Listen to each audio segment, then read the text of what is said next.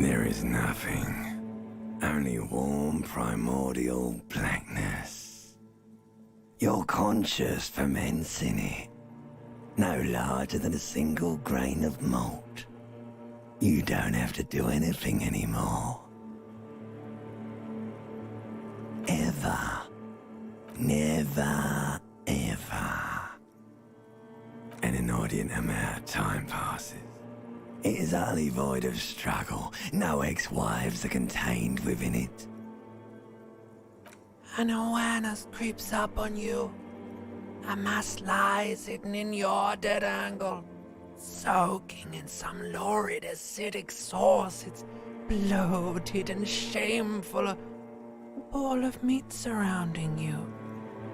This is a terrible line of questioning, and it will only lead to more awareness of the meat thing.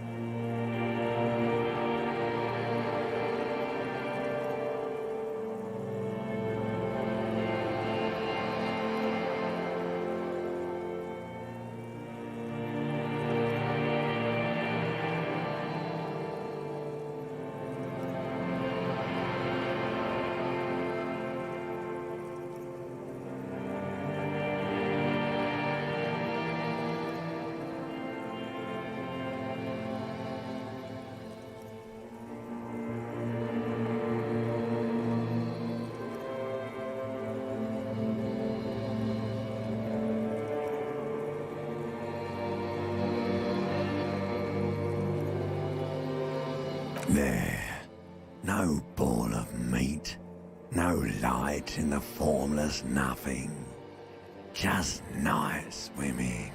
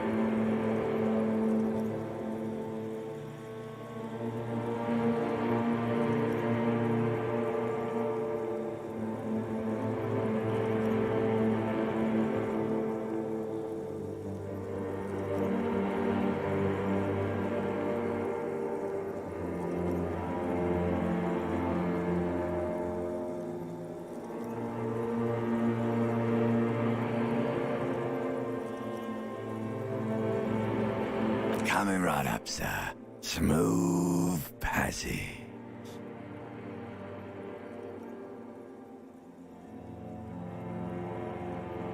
All right, nothing town to fuck all borough.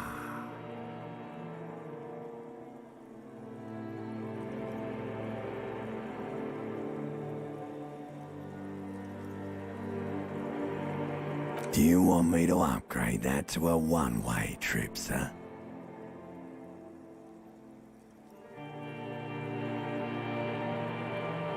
The song of death is sweet and endless. But what is this? Somewhere in the sore, bloated man meet around you. A sensation. Like a fly to the ointment, your conscience sticks to it.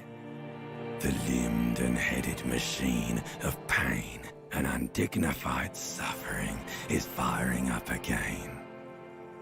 It wants to walk the desert, hurting, longing, dancing to disco music.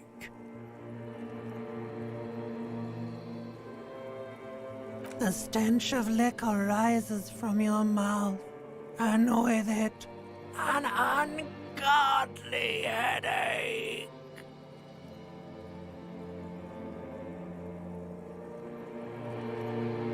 A fiery streak penetrates your skull, trying to force your eyes open. It's a sound, a clarion call from hell.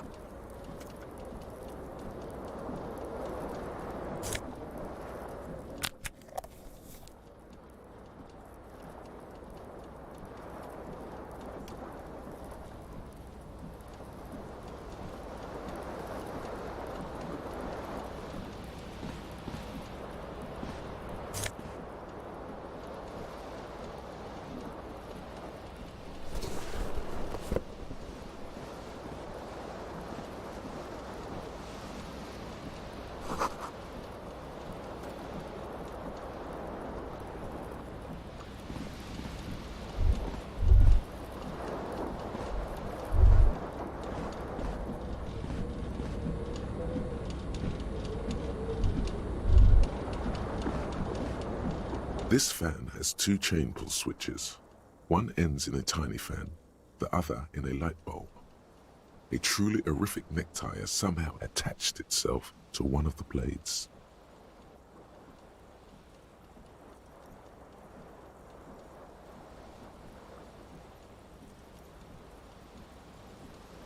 The blades come squeaking to a halt. It should be easier to reach the tie now.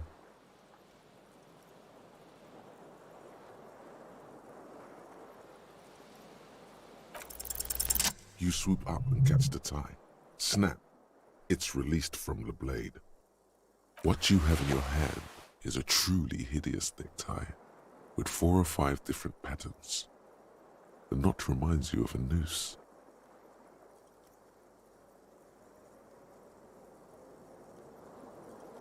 A terrible mistake. Turn the lights off immediately. You can practically feel the photons burning a hole in your brain. It's just a little hangover-induced photosensitivity. Don't overreact. Little black spots dance on your retinas. It's almost pleasurable.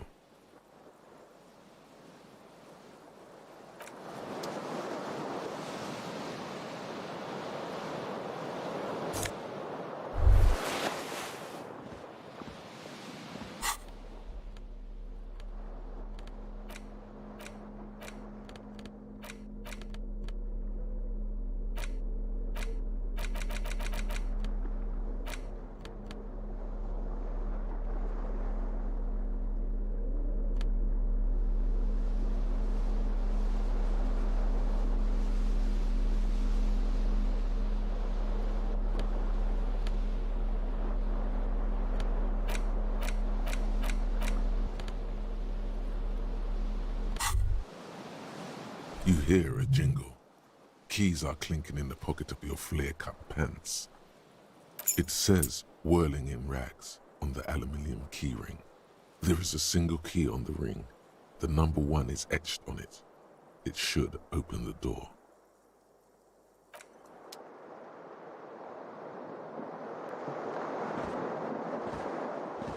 The fan stands still. The fan stands still. The switch must be broken, because nothing happens. The air in the room is starting to feel like vaporized urine. The switch must be broken. The switch must be broken, because nothing happens. The air in the lights. The switch must be broken. The lights are...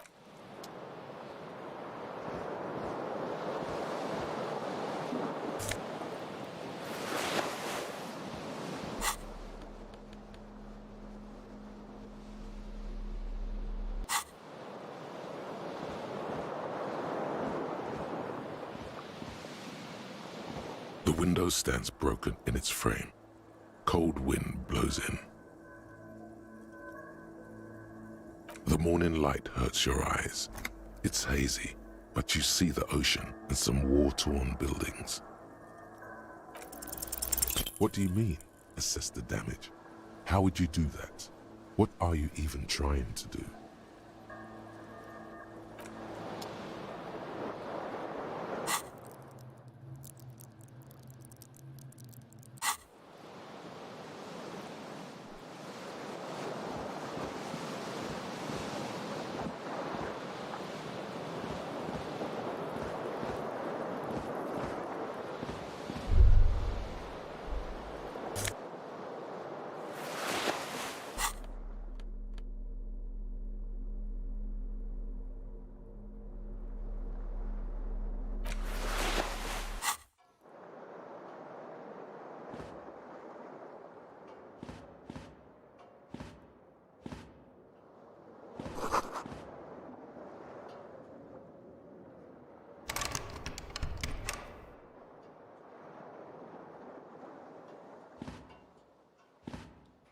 A mirror hangs above a bent and broken sink. In a fierce discharge of masculine energy, someone has ripped half the faucet off. Hot water sprays from the base and steam covers the mirror. You cannot see yourself, just the outline of a man.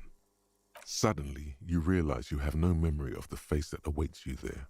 underneath the soft vapor.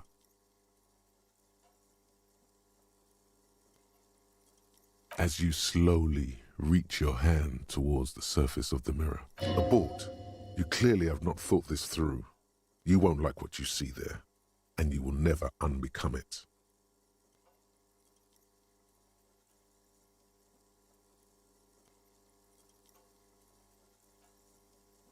Yeah, there is definitely something wrong with it.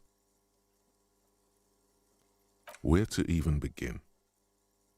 There is the bloatedness, then the swollenness. It's like there's an upholstery of alcohol underneath your skin.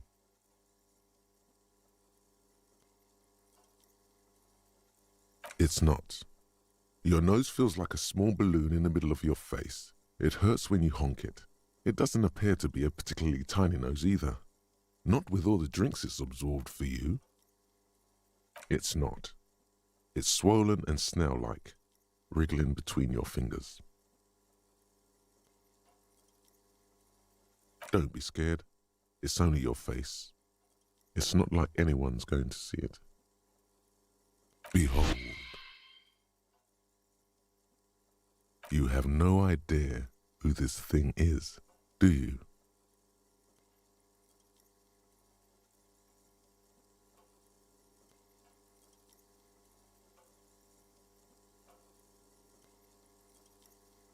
Too late. You clearly have rigor mortis on your face. Oh wait, is that an expression? Are you trying to make an expression with that face? Why? Please stop. It's horrible.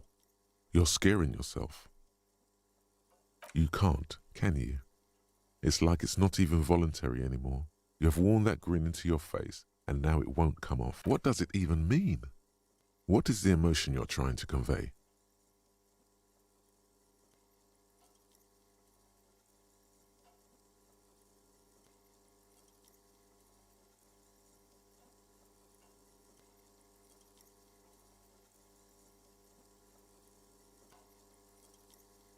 You should check yourself for a pulse, superstar. From here, it looks like a cadaverous spasm. You find no sign of life on your swollen neck. However, putting your hand on your chest reveals an irregular heartbeat. You appear to be alive, for now.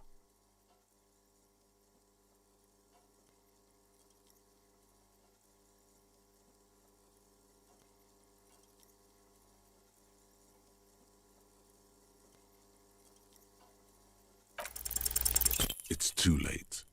Like an image on film.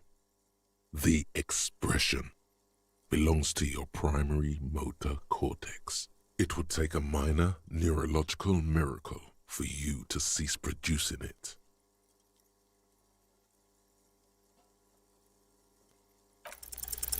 Like the rest of you, it comes from a bad place somewhere in the past.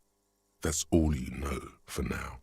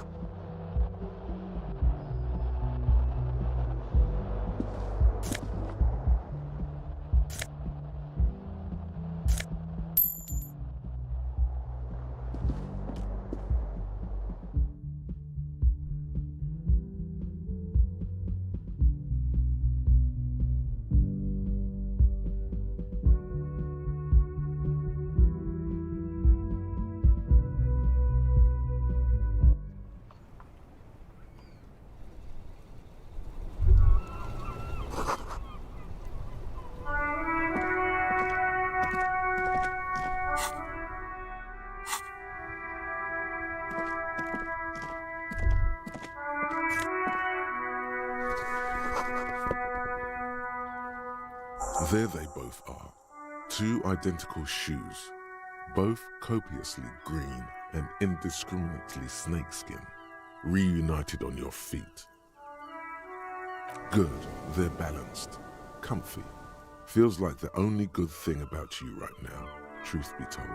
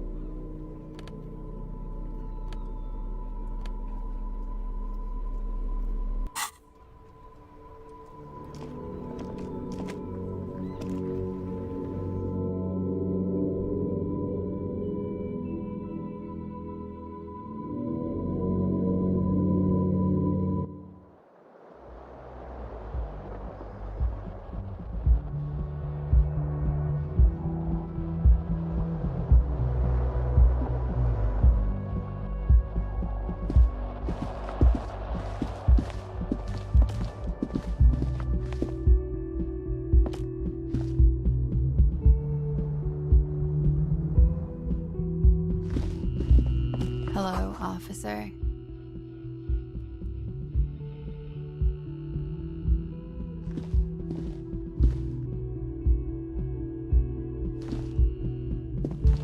The young woman raises a cigarette to her lips.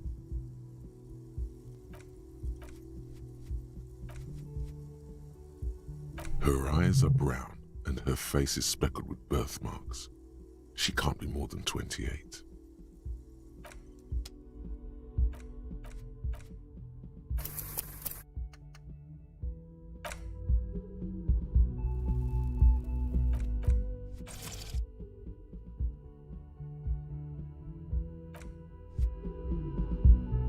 Officer.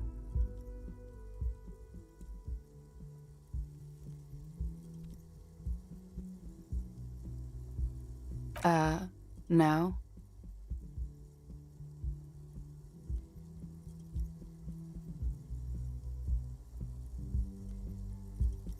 The young woman shakes her head slowly.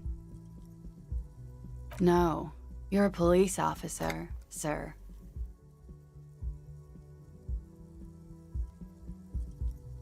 I'm not. Unless you've been shitting us all this time. You've been here for 3 days. On official police business, no less. I couldn't say. In truth, so far, mostly drinking.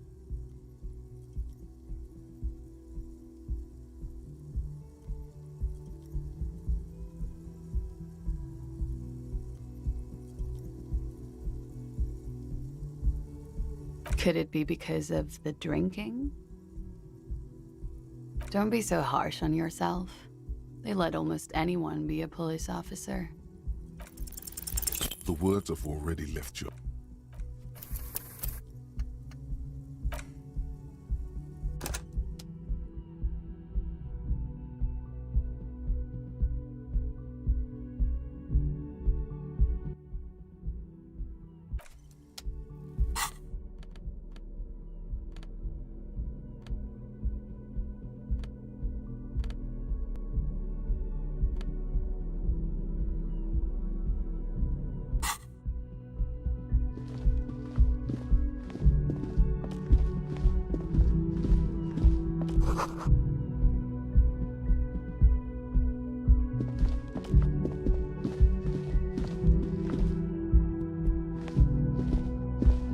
Officer?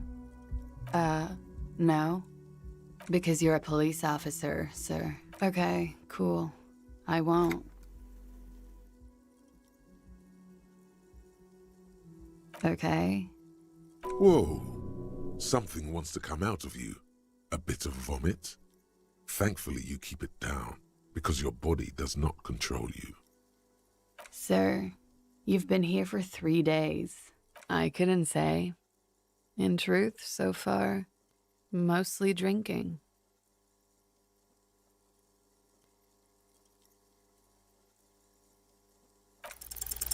The words have already left.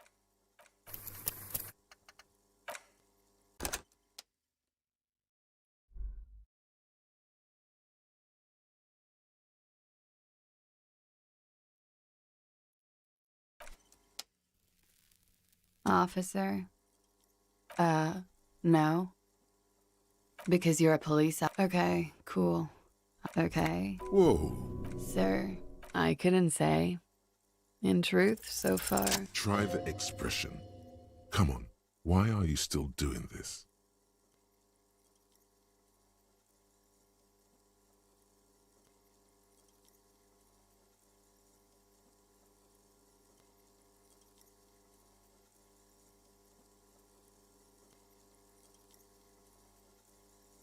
Alcohol raises testosterone levels, especially in men. The levels remain elevated after inebriation ends and the pain begins. You seek comfort. It's only natural. She puts out her cigarette.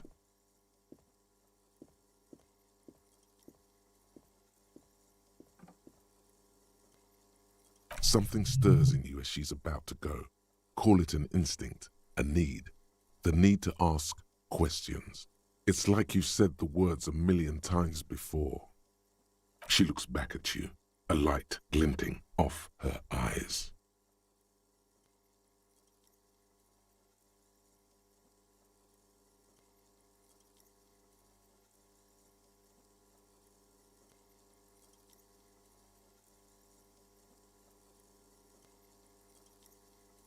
Yes.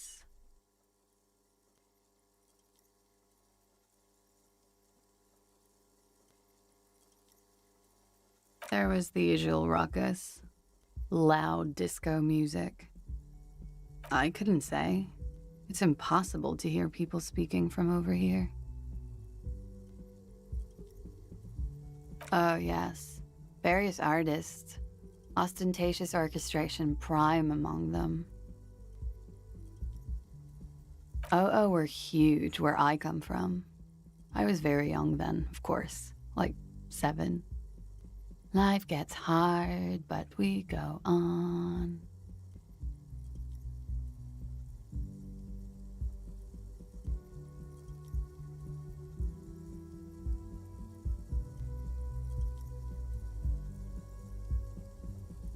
I don't know about that. At around 2 o'clock, the disco stopped, and there was a change of pace. A slow, sad song started playing, like organ music on repeat. That went on for quite a while. Some of the time, you were yelling along to it.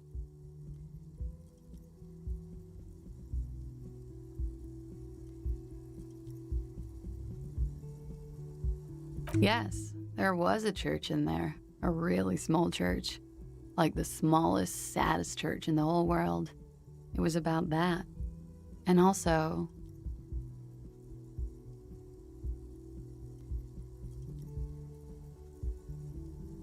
that it doesn't matter anymore and that we're alone now.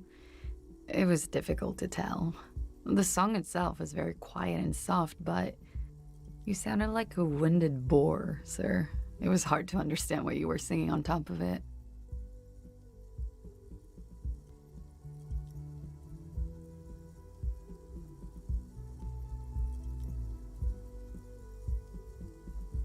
Yes, it was very cool.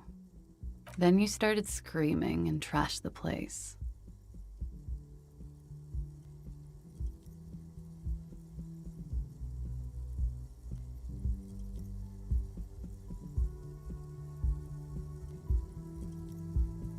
A window was smashed. The tape player, probably. The song stopped. And furniture, too. A real destructathon. There was screaming. Then I think you passed out.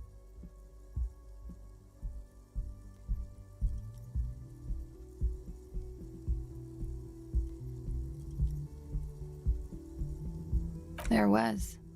I think you screamed that you didn't want to be this type of animal anymore. I may have misheard, but it was sort of memorable. Sounds like you were in some real fundamental pain there, muscle man.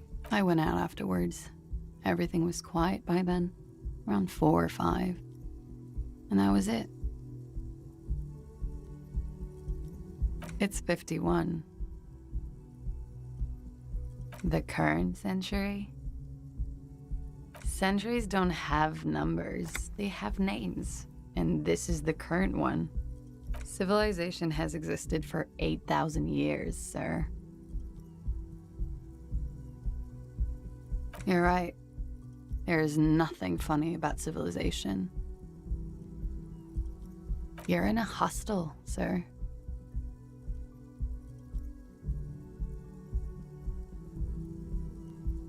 We are in Revachol.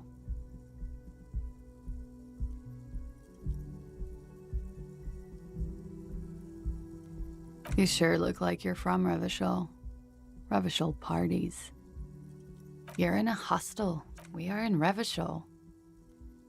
Forever and ever.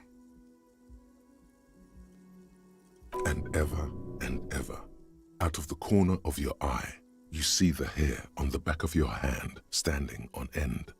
It feels as though low-grade lightning is coursing through you. You must be hypersensitive from the hangover. Glad to have been of assistance.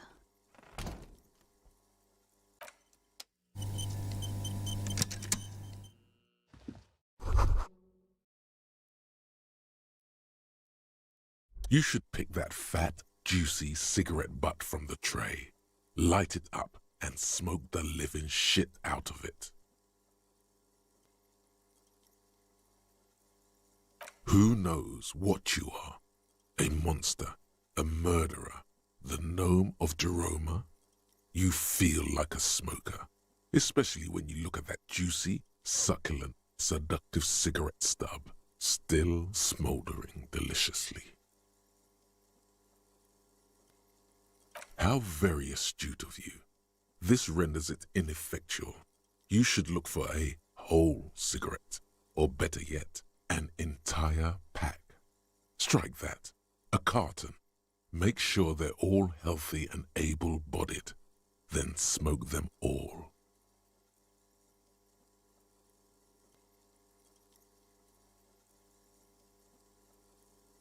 Good.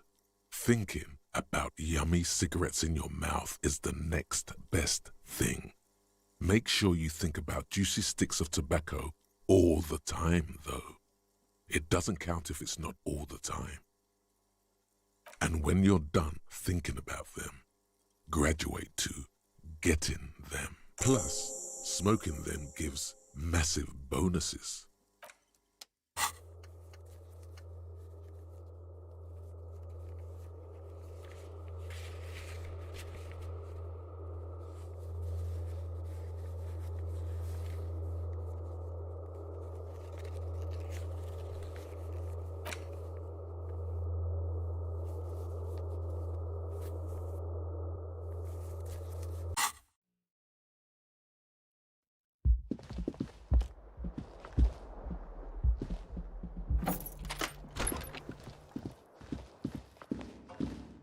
A mirror hangs on the bathroom wall. In it, your face, adorned with the expression. Like the rest of you, it comes from a bad place somewhere in the past. That's all you know for now.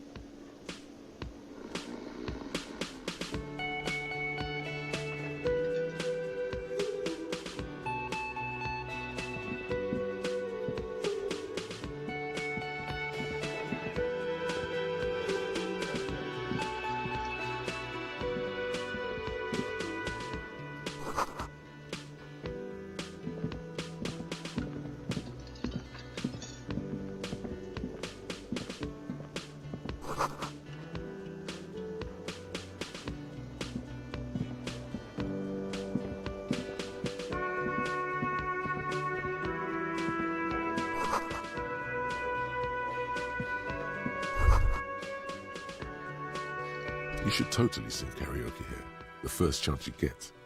Your emotions need to be expressed. People need to know your vast, oceanic soul. Utterly.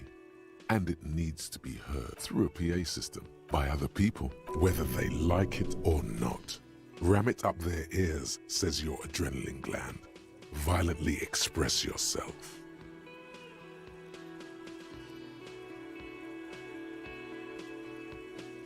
Who is mistakenly identified as a cop for his prominent jawline? Yes, sounds likely. You should probably go on stage and pose for a moment when you're done with this thought. See if it works. You should sing the sad small church song from that tape you found. Thought it was obvious.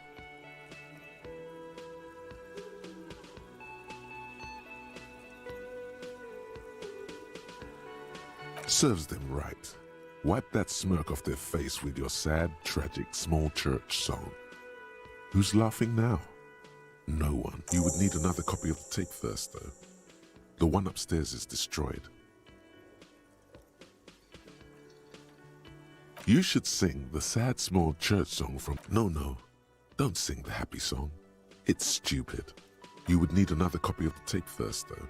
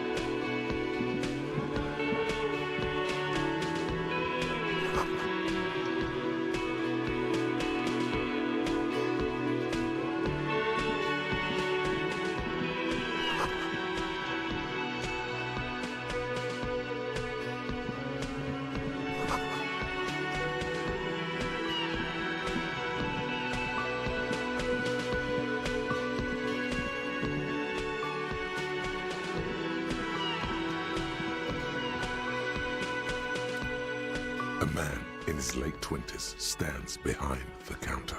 In a competent work of taxidermy, the white and brown seabird lies among piles of coasters and drying mugs, one of its wings broken. The man is trying to... Looks like the bird was ripped off the shield that was used to mount it, most likely on a wall. Look, your buddy is over there. Why don't you go and talk to him, okay? He pretends not to hear you, concentrating on the bird instead.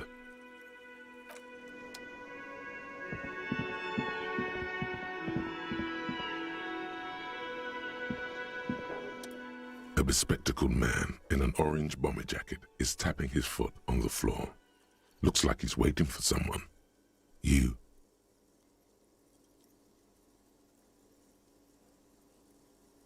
As you approach, he narrows his eyes and extends his hand in greeting.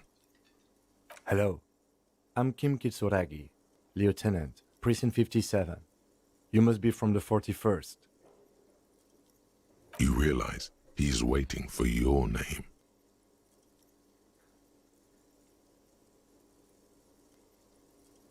Okay then. It looks like we had a little scheduling error on Sunday. Saturday too, actually. Have you had time to talk to the manager here? If you don't mind, we should talk to him again. Ask him for a rundown of the area. Now that I'm here as well. I understand the scene is out back, right? It also wouldn't hurt to assure him the police are finally here. In full force, I mean. Have you mapped out the initial interviews?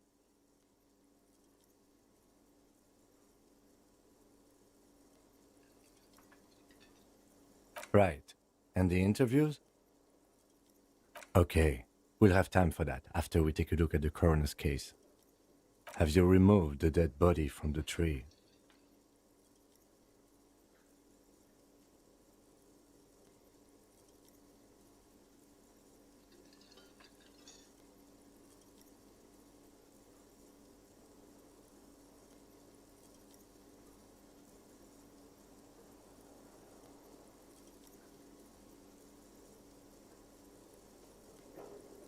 So, the body is still... This is the first time you detect a weariness in the lieutenant's voice. It is obvious he would have preferred for the body to no longer be in... where it has been hanging for 7 days straight. We should go there as soon as we are done talking to the owner. What a shame. Get to it now. Rip that body down from the tree.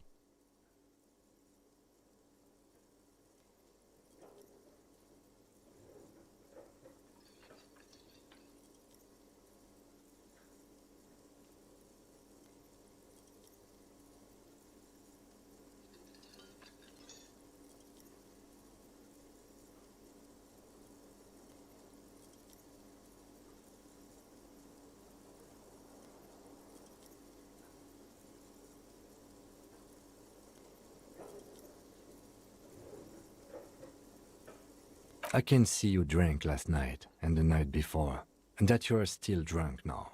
But I have seen officers go through worse. If you need something for your headache, there is a general store nearby. But as I said, the dead body should be our number... A painkiller would be good about now. This thing is pulsating with discomfort. The best cure for a headache is, of course, morphine. They won't have that. So cigarettes will have to do.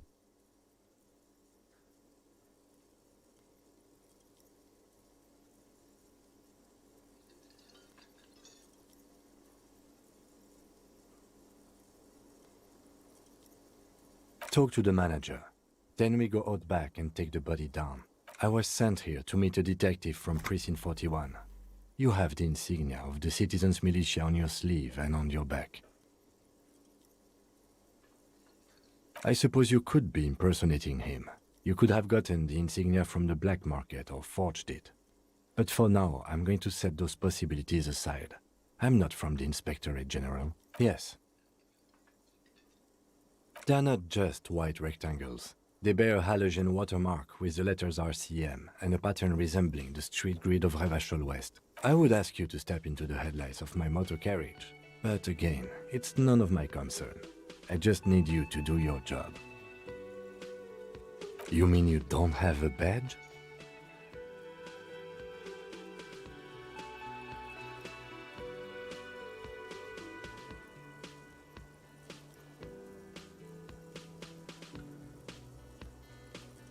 Oh, if you didn't have your badge, then that would be very bad. You would need to report it on my shortwave.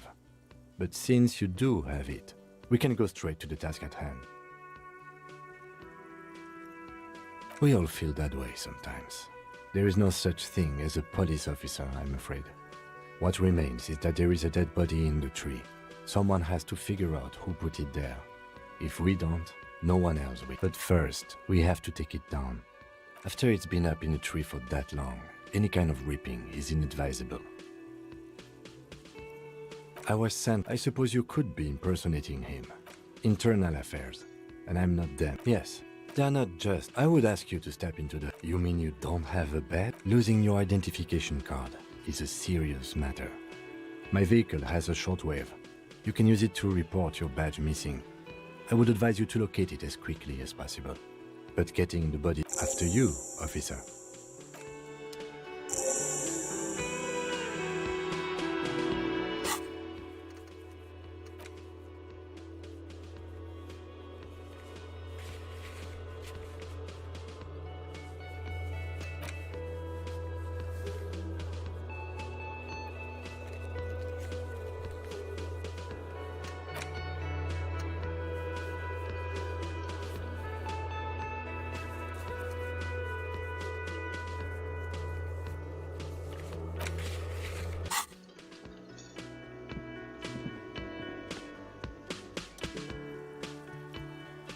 Hello, sweetie. Wait, who's Sweetie?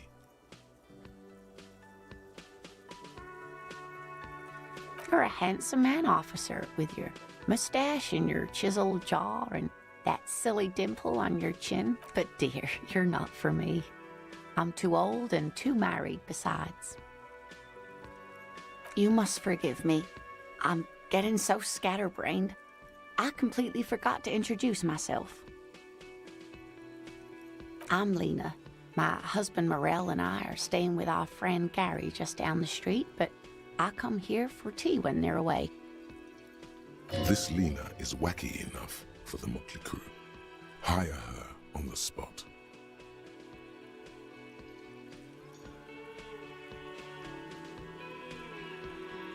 Whatever do you mean?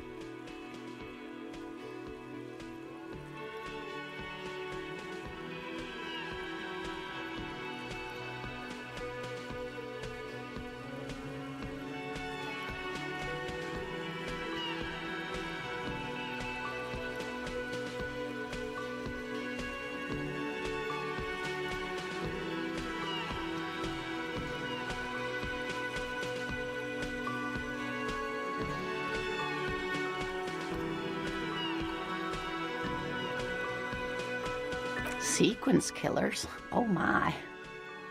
But I think you already have A partner who needs you to help him get a corpse down from a tree.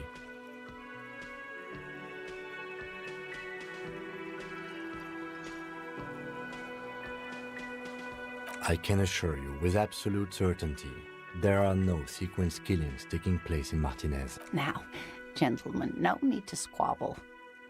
I wouldn't be of much use to you anyway, sweetie. Thank you, but Martinez isn't the most wheelchair-accessible place, you see. Perhaps another time.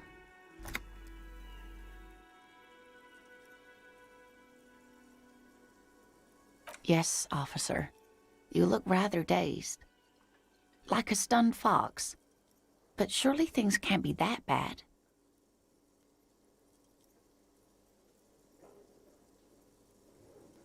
Oh my. You know where we are, right?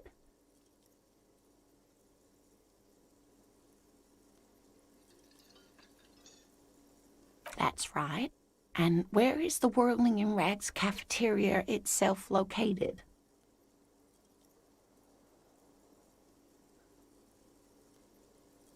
Yes, indeed. We are in the fine city of Revachol.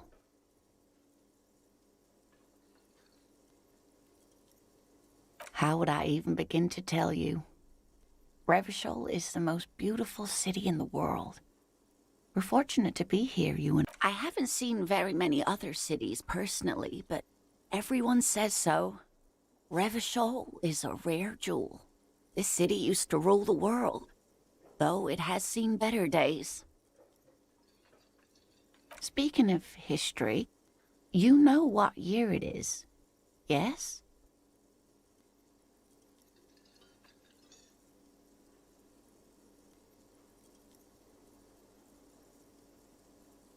You're joking.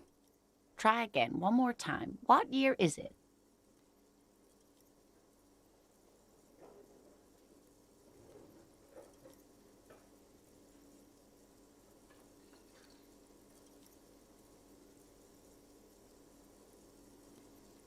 There. The year is 51, and spring has only just started. I'm sure there are better days ahead. She looks flustered, her hands smoothing out the creases in her blanket, even as she attempts to reassure you. The lieutenant studies you, rubbing his chin. I'm beginning to suspect that you might indeed be completely adrift in this reality, thinks the lieutenant. How can it be that bad? Never mind. We're in this now.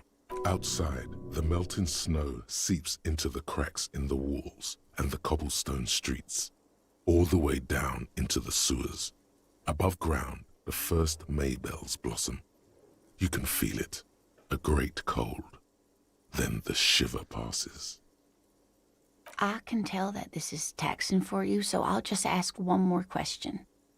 What regime are we living under? What mode of government?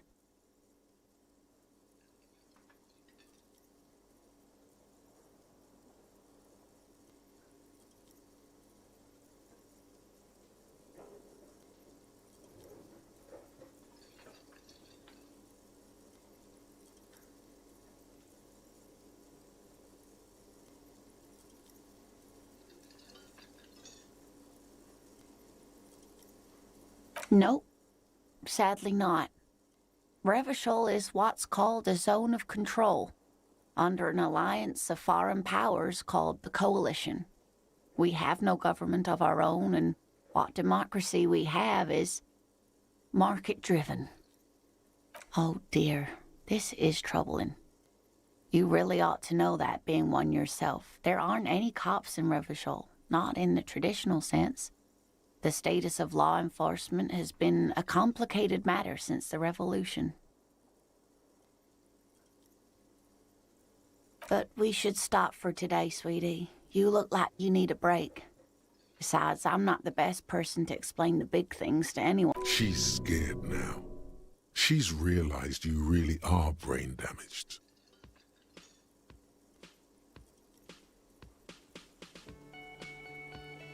A defeat, I'm afraid.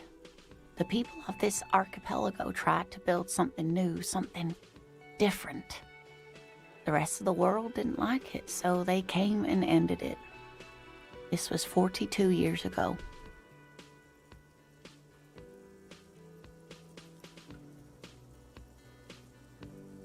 It has something to do with everything. I really don't know how to explain it better. You didn't do too well, dear. It does look like you're having trouble remembering things. History and places. Remembering reality, in a word. It's very odd. A sigh. The lieutenant buries his nose in his notebook. But maybe a fresh set of eyes is what the world needs. And while I'm no doctor, such bouts of amnesia are often temporary, so I wouldn't worry too much. Someone more educated in sweeping matters. Maybe you should ask.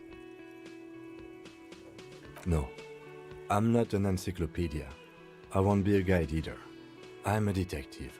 Of course. Then I don't know. Someone rich, maybe? Wealthy people are educated. Though I don't know where you would find a wealthy person in Martinez. Yes, dear. I'm a paraplegic. A paraplegic is someone with limited or no ability to use the lower half of their body. Paraplegia is caused by spinal cord injuries, like falling from a great height, or a grenade explosion. No, dear.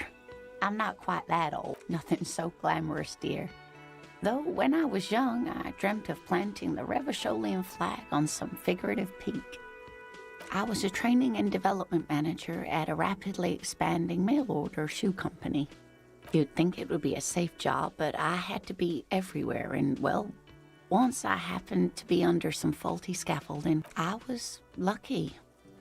This was almost 20 years ago, and I was compensated exceptionally well.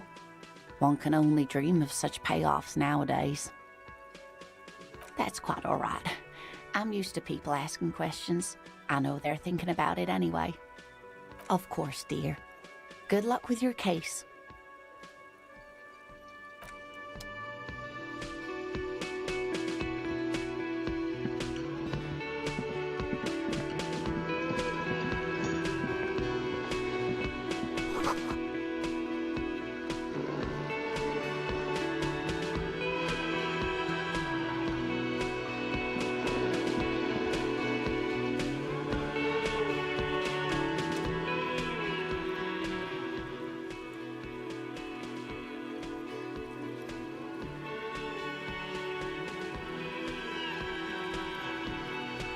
On the counter, rolled out of his open hand, you see a blister pack of headache medicine. The man does not mind. You probably need them more than he does.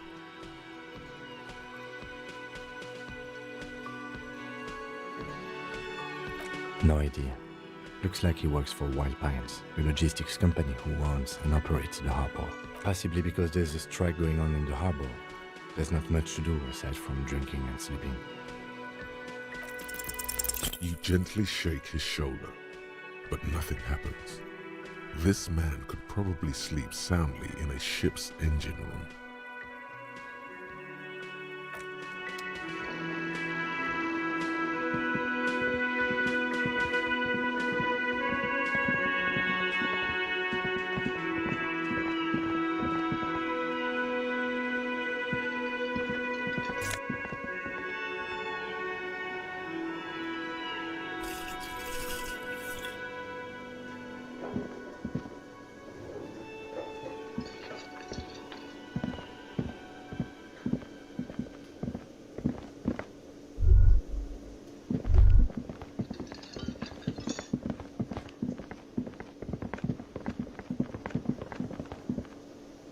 That sugary black rum stain on the counter makes you teary-eyed with joy.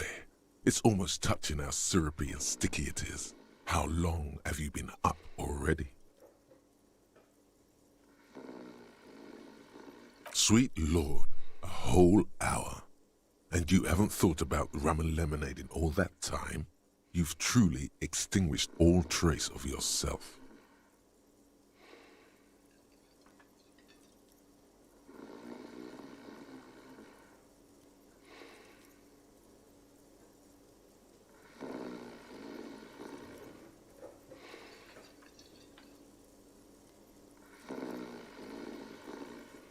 Maybe you haven't turned out well for your drinking. Have you thought about that? Get a goddamn rum and lemonade into yourself, boy.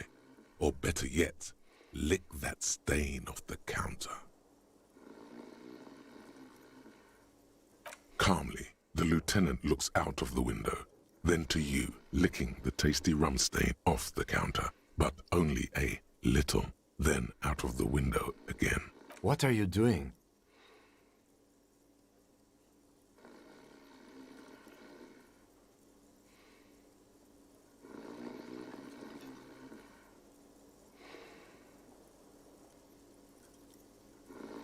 We should move. A real drink would go well with those cigarettes you're looking for. That's a great combination.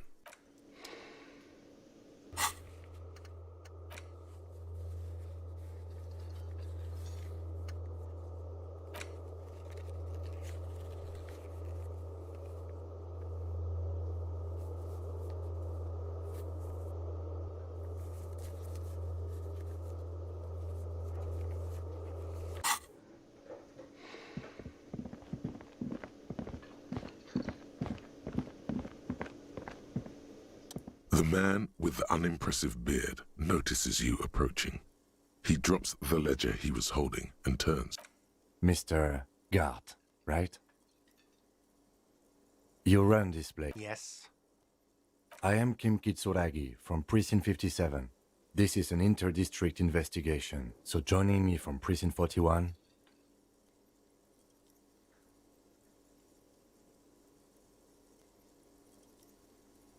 Fantastic.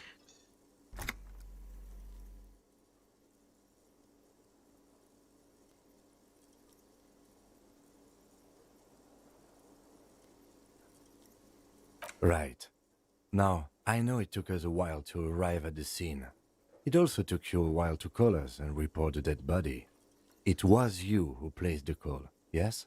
No, I only just got here. It was probably Sylvie who called you. She usually works the bar here. I'm only temporarily taking over her duties. Do you have her number? As a matter of fact, I do.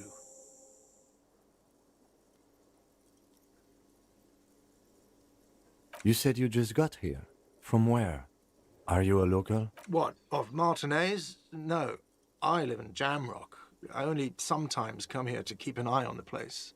This is just one of the many cafeterias I manage. But you still know your way around, yes? In case we need directions.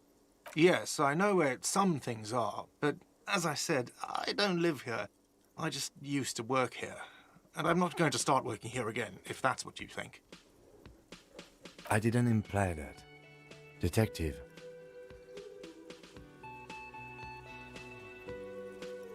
I have everything. You?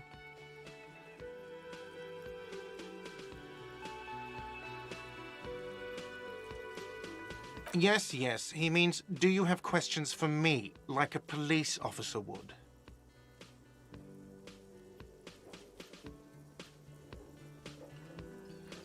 Behind this building, there's a courtyard. They hoisted him up on a tree there. That's easy. See that door there?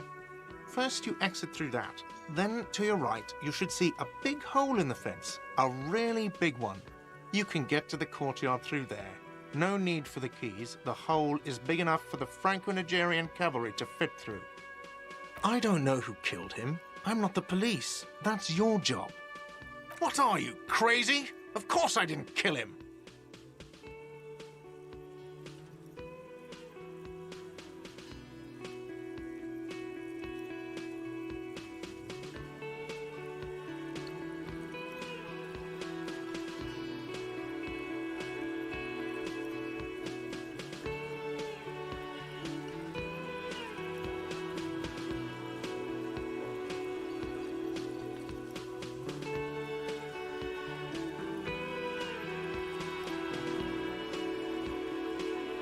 Suddenly you tense up. Blood is being pushed to your muscles. You should hound him on this. Hound him hard, the prey drive says. No, I didn't. I didn't. I don't appreciate this. What is this? Do I have to answer him? Is this mandatory? The lieutenant stands motionless, his expression unreadable.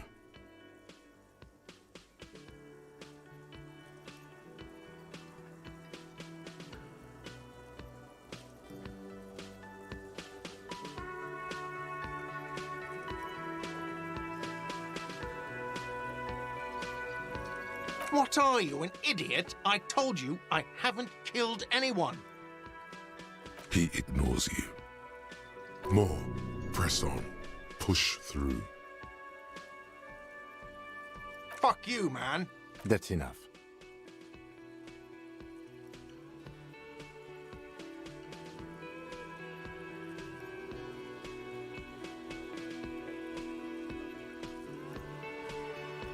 That's a real pity. She went away because none of your business. Extra fine. No, I'm not the bartender. I'm the cafeteria manager. I could if I were a bartender, but I'm not. I'm the cafeteria manager. I have 3 cafeterias I manage. 3. Get over it.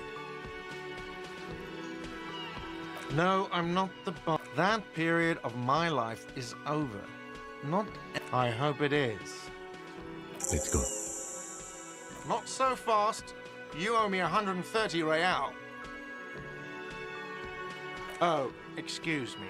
You owe me 130 real.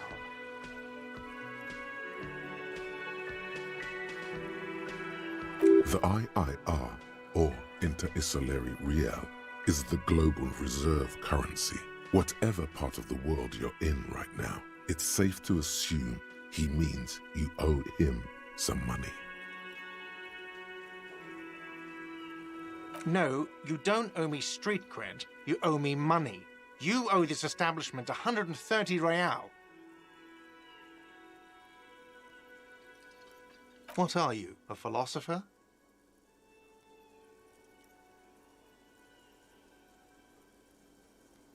Money is what grown-up people use to pay for things. Things like this hostel room or 8 bottles of potent blend and 9 packs of Royal Extra.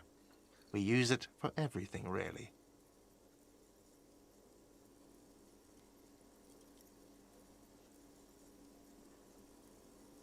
Are you serious? From your work? I don't know. You can take bribes, I guess. I'm sorry. I don't think cops can take bribes. Some do take recompense, but only to survive. For survival, to pay me. Unless you want to become a hobo. Do you want to become a hobo? There's nowhere else to stay in Martinez, and it's a cold spring outside. Money doesn't make you happy, but it lets you be unhappy for a while longer. If you run out of money, you die. It's like that for all of us. Me too. That's why... Yes, it is.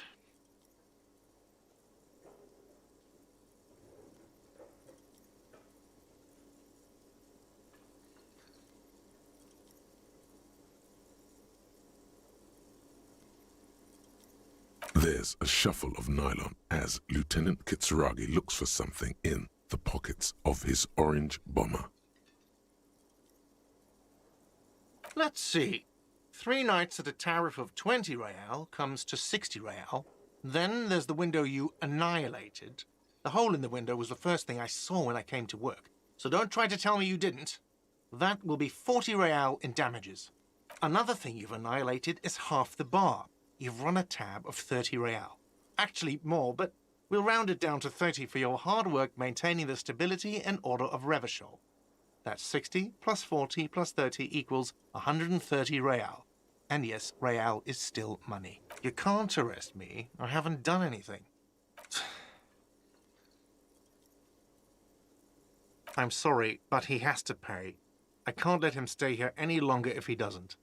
If he doesn't have the money by tonight, then... Officer, maybe you're better off working this from home for now. You live in Jamrock, right? It's not that far away.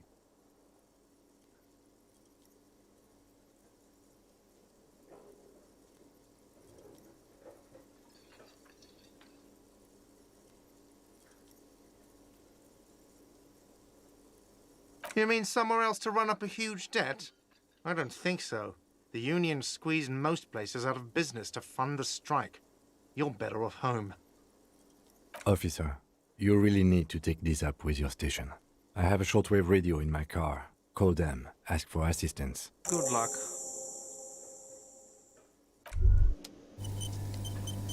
By the way, where is home?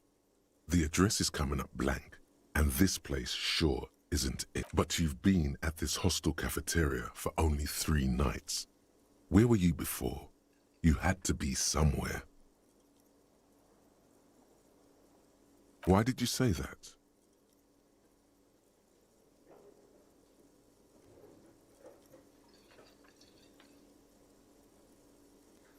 No.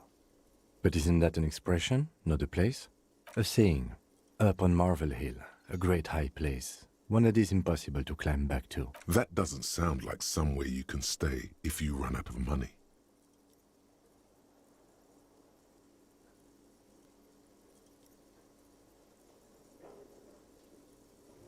You can try. Run some addresses in your head when you get the time. Maybe a street or an apartment will appear.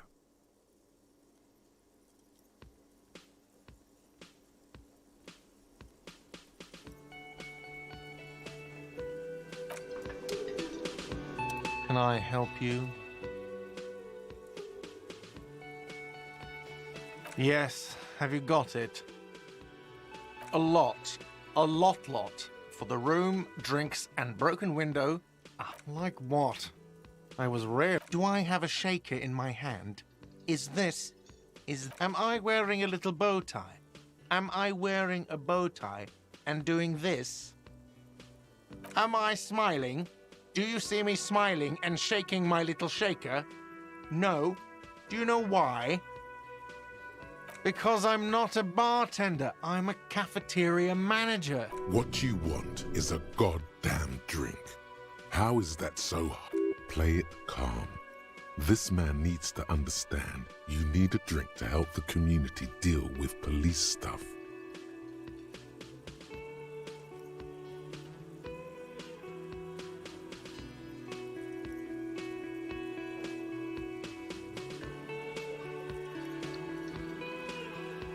Oh, well, in that case, let me pour you a nice, big, refreshing marinella.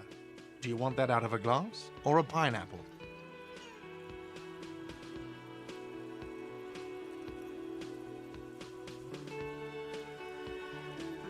Don't be an imbecile. I'm not going to serve you a marinella. I have work to do and broken things to fix. If that was all, I'd like to return to it.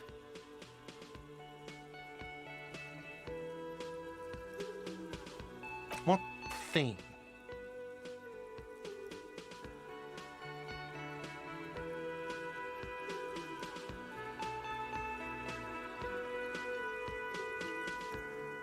Yes, not the whole damn union, thank God.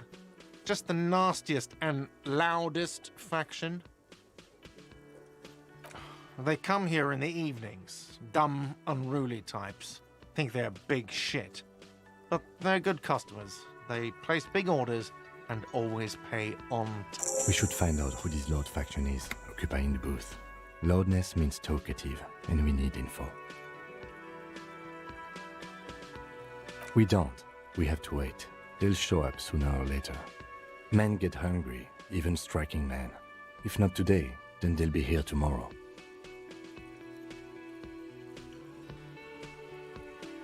What are you, a cook now? That's none of your business.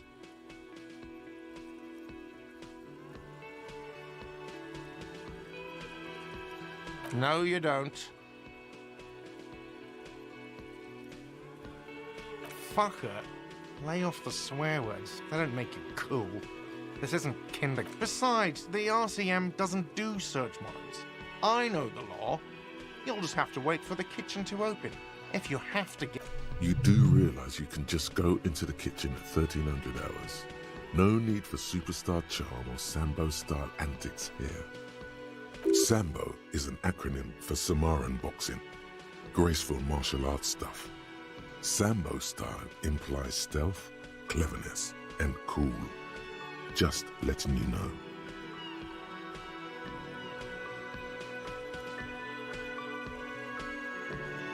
What are you, a cook now? That's none of your business. You're not. You're a menace. Fine, okay. The kitchen is closed until 1 p.m. because the real cook... What are you, a cook now? He wasn't pan-fried. He was lynched. What could the kitchen possibly have... Fine, okay. The kitchen is... What? By the way, you should come back to this thing-based questionnaire if you see anything interesting in the whirling later.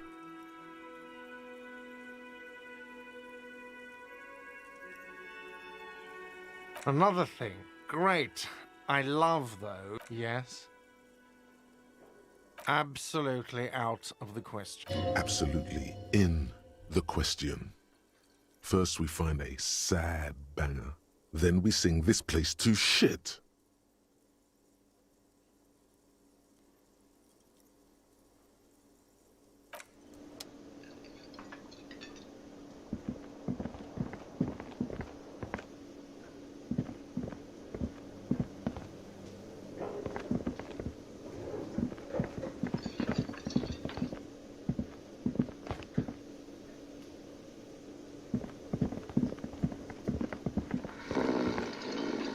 The worker is in a deep slumber. There is only one way to wake this bone idol from his slumber. Roar like a hurricane. Rip the buildings from the earth. Why the yelling, man?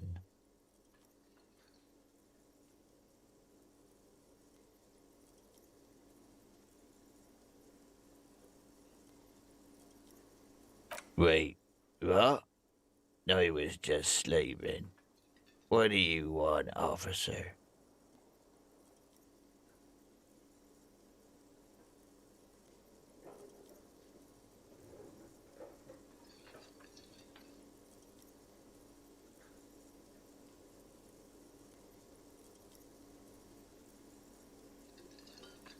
Indeed.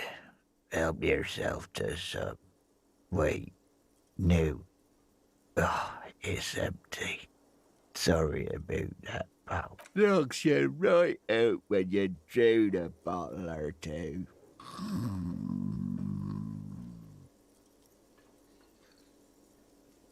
Yeah, what about it?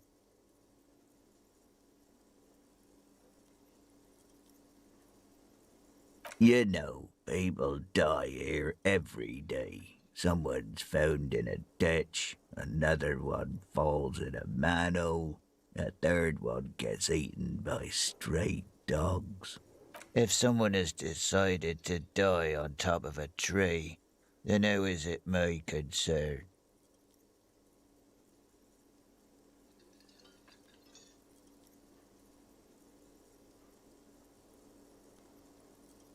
I can tell you this. Trouble's ahead. You have a pretty solid feeling that the man's not just mouthing off. He's strong, but even he has reasons to be cautious here.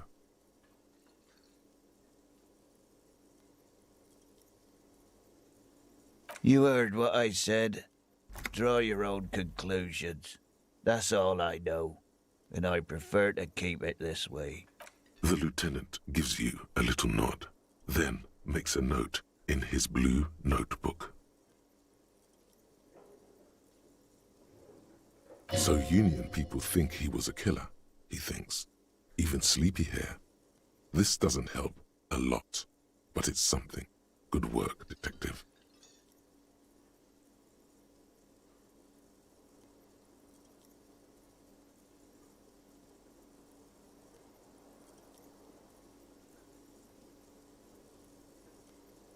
We are the workers, the union.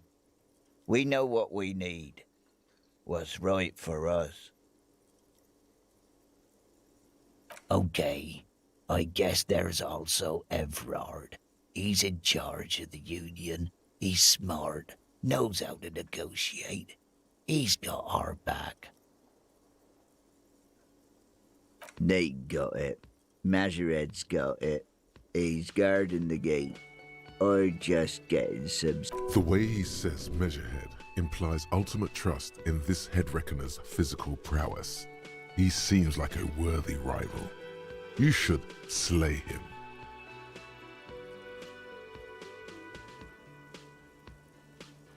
That's the name of my employer. I work in logistics. He doesn't sound too enthusiastic about this. How's it going?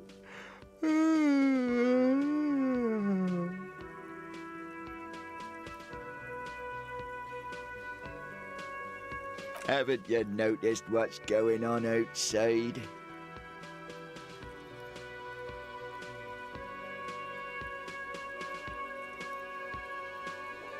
Good. We're in the middle of a strike down at the harbour, trying to force some sense into the executive board of Wild Pine. For one, I could use some more shut-eye in the mornings. Right to work, right to sleep, I say. Thank God, no.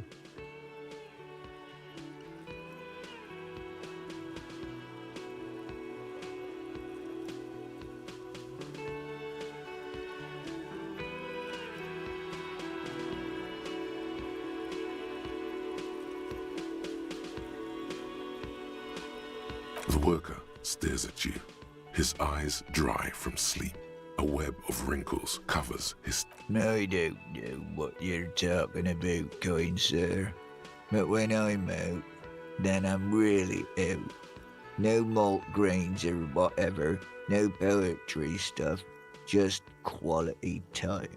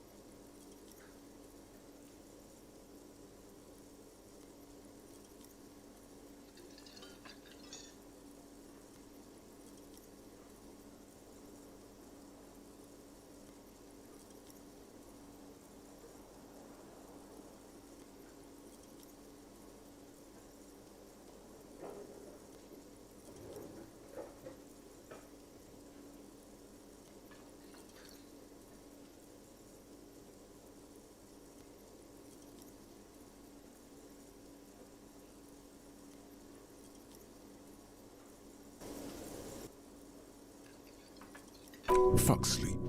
Despite the headache and the queasiness, you feel like you've got at least a 10-kilometer run in you.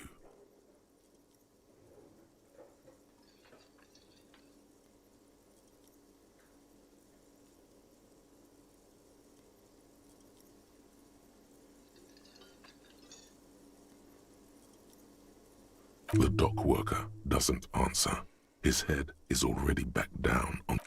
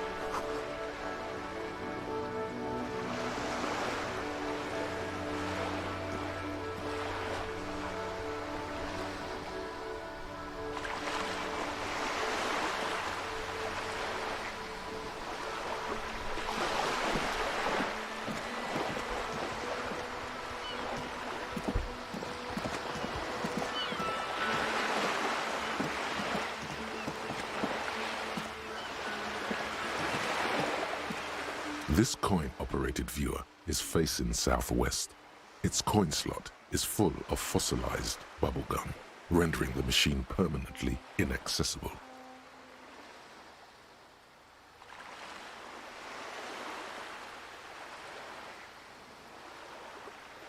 The metal feels cold and wet under your palm.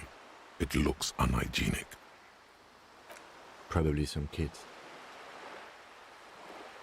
A thick layer of graffito covers the lenses. You spell out the word Onug, written on the other side, with N and C scribbled backwards.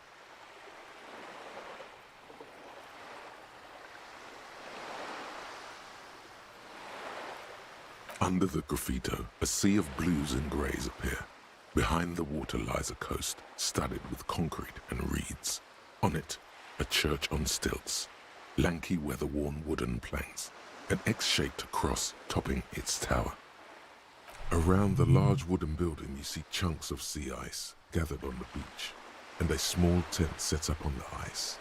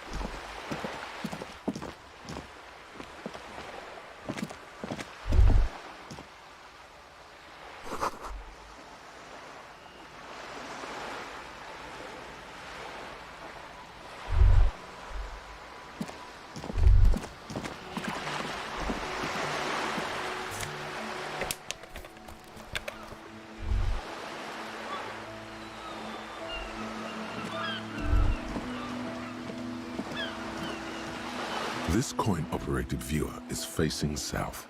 The instruction manual says to insert 25 centimes and pull the handle while looking inside.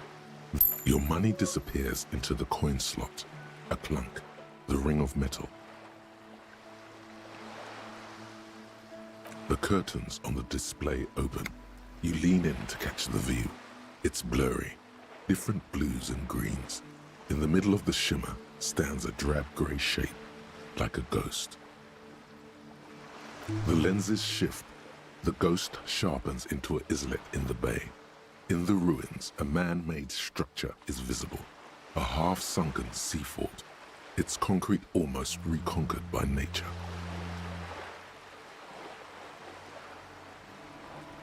It looks as if it was abandoned quite some time ago.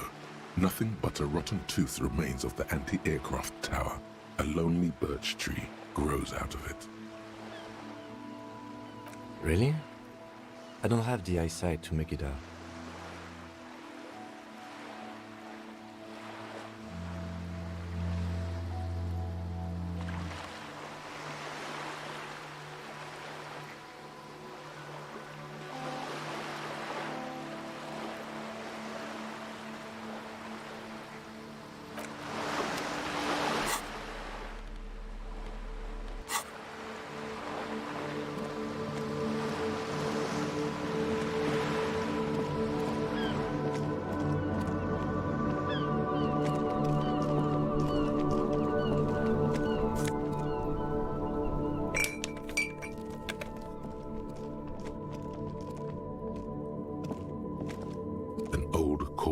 with a matrix of push buttons lists all the companies in the East Delta Commerce Center. An off-key melody starts playing after you ring the doorbell.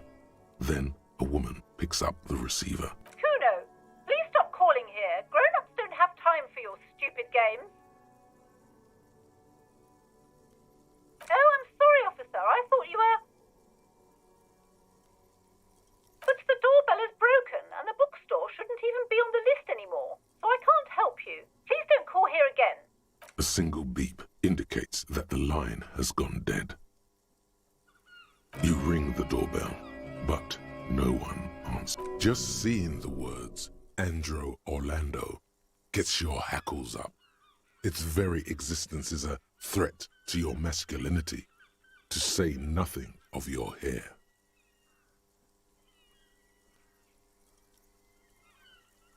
All you hear is static, but no one answers the call.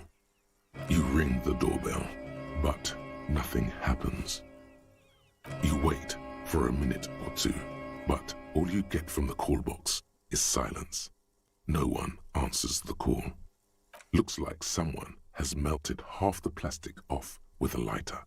The doorbell doesn't work anymore. You hear static from the intercom speaker. It sounds as if someone has picked up the receiver, but isn't saying anything. Yes, hello. This is Tricentennial Electric. Have you come to place an order?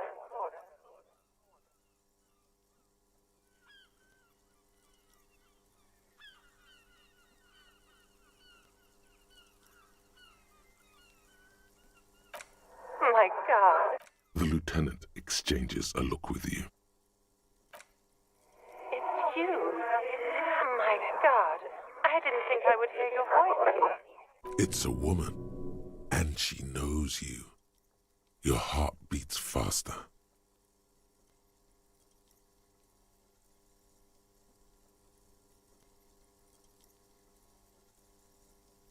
Michelle, just please.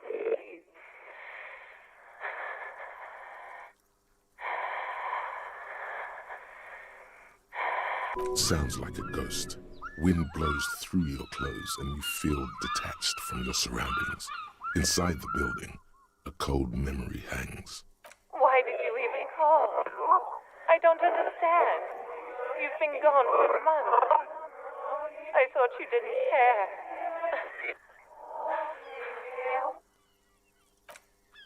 Ever since I came to live here, it's been different. As if my mind's been wiped clean. A spot of static overrides her words. When she speaks again, it sounds like she's submerged. It's so nice.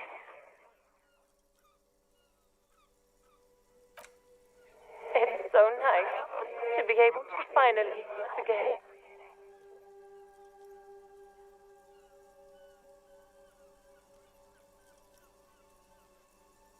She sounds like she's about to. The cold is deep under your skin, as if you were talking to someone who's 100 years away. Somewhere inside the building, water is flooding the cellar floor. She doesn't answer. Silence. The only thing you can hear now is static and waves washing ashore on the bay.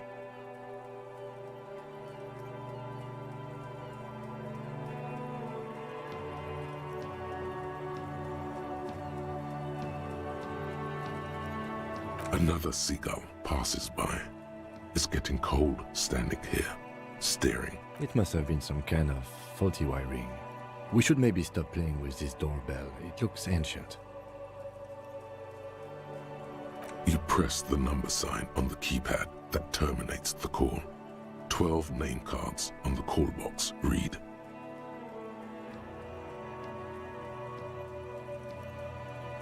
Silence. No one's home at Fortress Accident.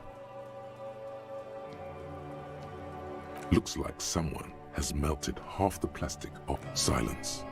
No one answers. Nothing happens after you ring the doorbell. They don't want silence. No one answers you. This button looks new. But someone has removed the name card. Huh. This button looks new. It's probably not connected yet.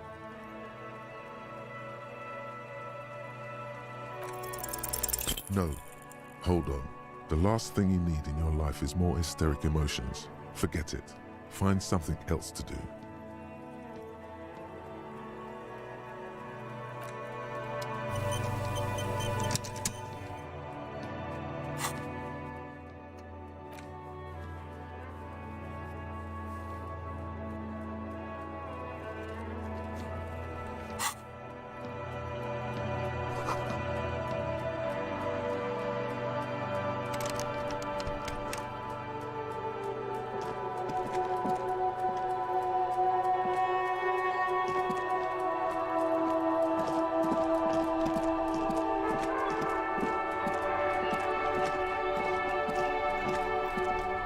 This Postlavantore mail collection box has been heavily vandalized with graffito. A closer inspection reveals 2 bullet holes in the front.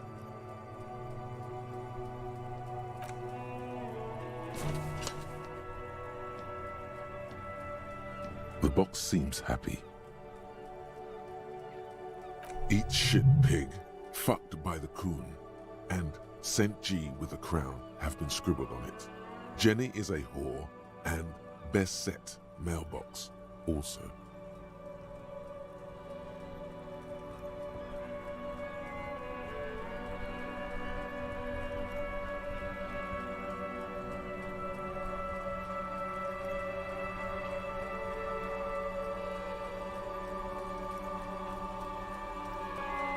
The mail collection box seems cathartic, thankfully then. So do you. You shudder. Then you swallow, and then suddenly you see it. Over all the other graffitos, someone has, using the tip of a very sharp knife, cut the words, Reverchon forever.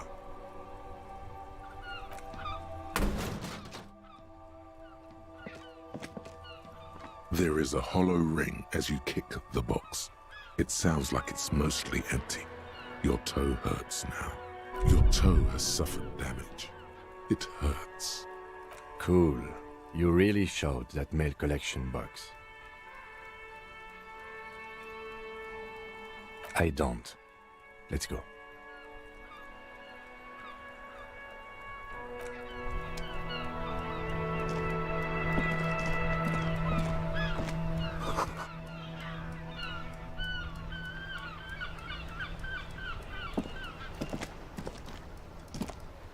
The worn and beaten wooden planks of the bench do not look overly comforting.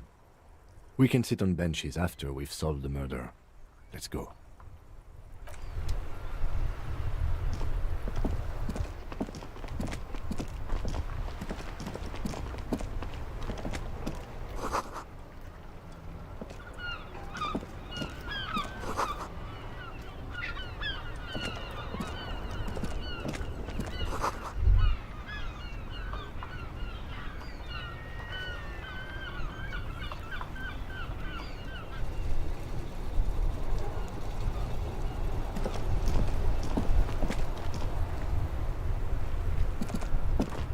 The RCM in Martinez.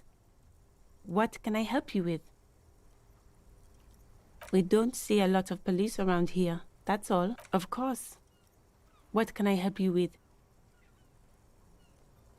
Excuse me?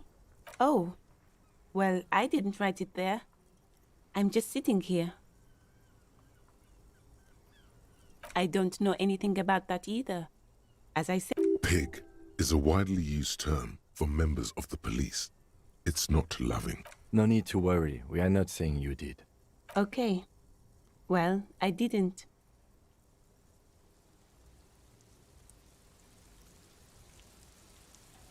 Since the street sign's messed up? Okay. What do you need? Oh, that's right there. She's relieved someone has come for it. Finally. What do you mean? Yes, sir. District of Martinez. This intersection is called Roundabout North. He knows where we are. He just wants directions.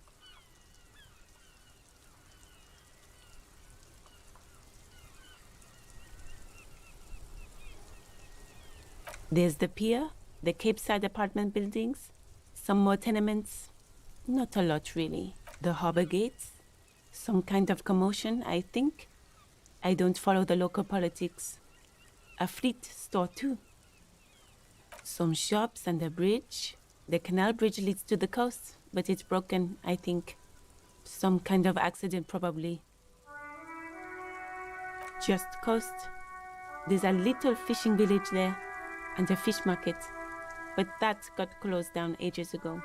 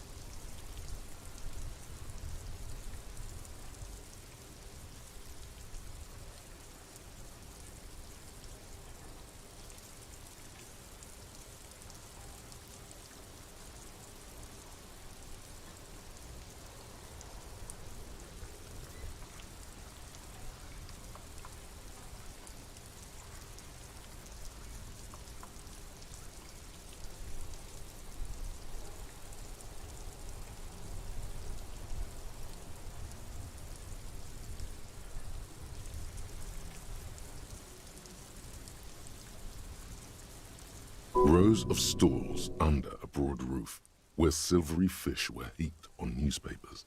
Water, water everywhere, pouring from the heavens in the shadow of the old church.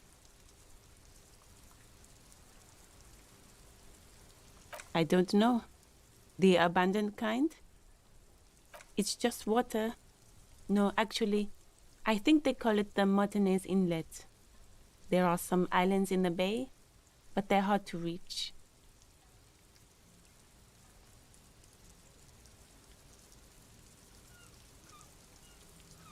No problem.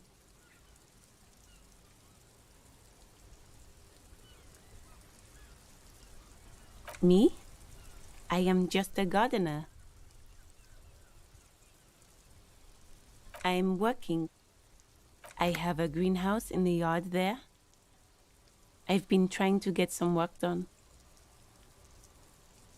Well, as you already know, there's a corpse there, hanging from a tree. It smells pretty bad. So I... Don't worry, miss. We are here to clean it up. You can get...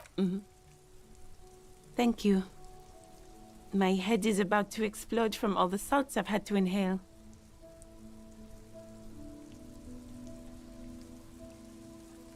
Of course. I won't hold you back.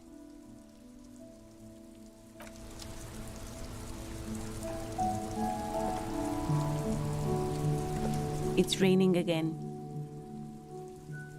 It was clear just an...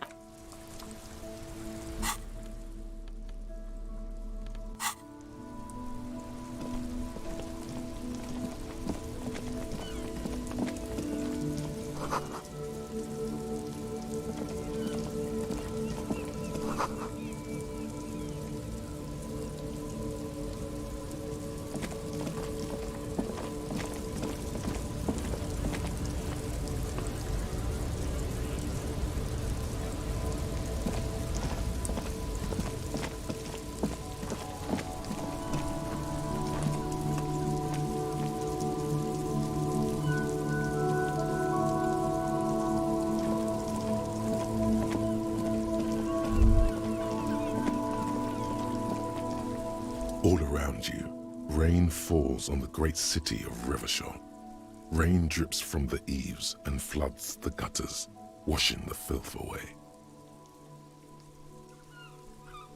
The spring thaw must be here. The snow is melting.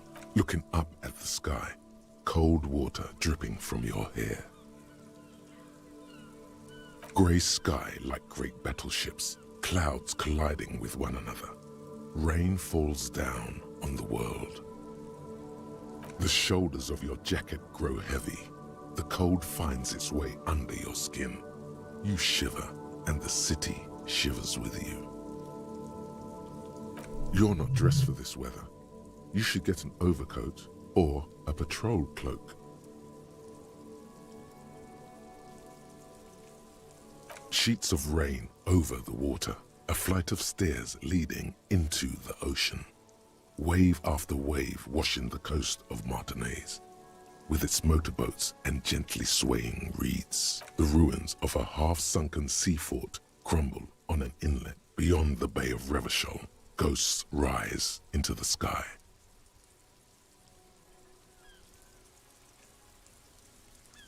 The skyscrapers of La Delta, the financial district. Faint golden light seeps from the office windows. Urban coastline, rain dripping off Eternite-covered roofs. Cinder blocks left over from half-finished construction. A defunct research and development building, once seized by revolutionaries. An old wooden church stands on stilts above the water. Coal City, end of all lines.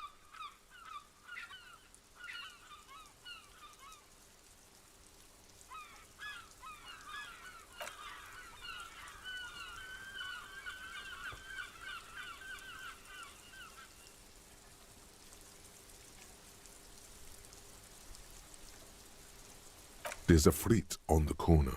A plastic coat is folded into a small triangle under the counter by the window. Beyond that, the strike breakers have gathered.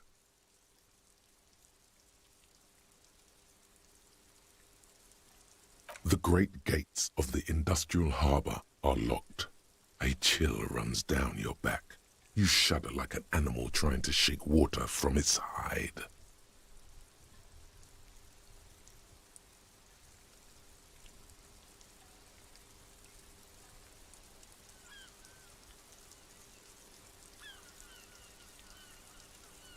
Behind the gates, heaps of supply crates, red and blue metal shipping containers, slick with rain.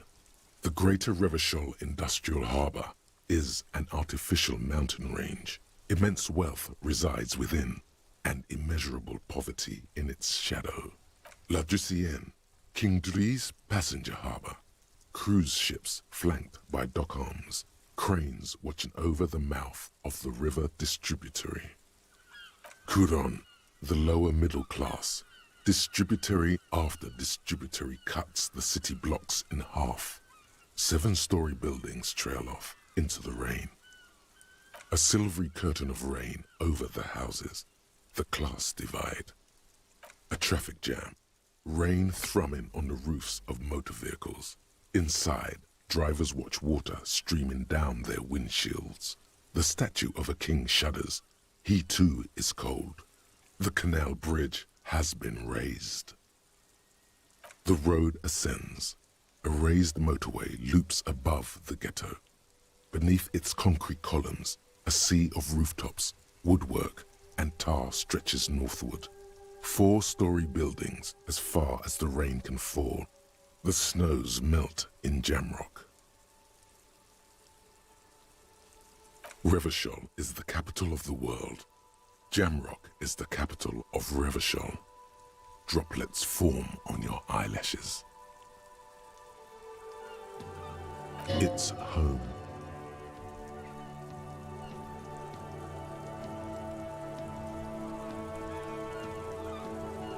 I have a brother in the cut. Where the wood at?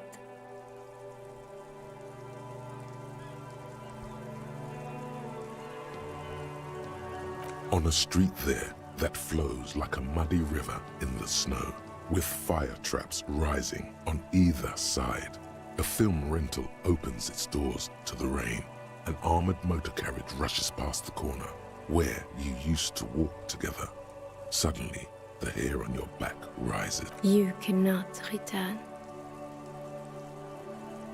To be in Martinaise, where no one goes, at the runoff point of a long-forgotten canal, in the whitest part of town, in the shadow of the day the revolution fell. Standing in the rain, looking north, where Jamrock Rock City stretches inland. In the rain-swept distance, above the rooftops of Jamrock, a repurposed silk mill stands perched above the motorway exit. Precinct 41 hunches in the rain. It's the only home you have now, but you can't go back. Not like this. Your vision blurs. You wipe your face with your hand. The rain stings your eyes, making you look up and blink.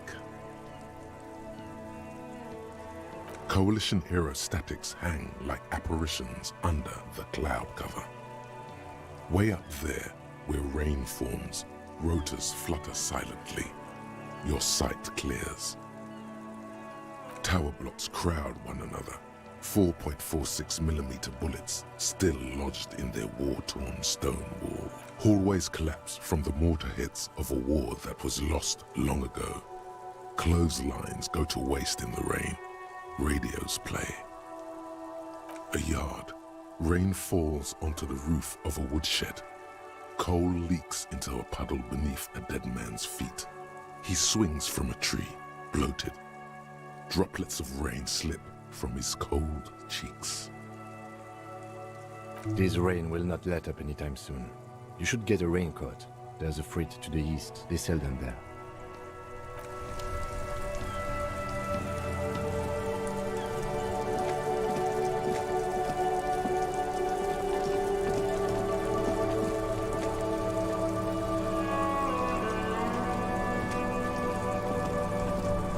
Before you stands a motor carriage.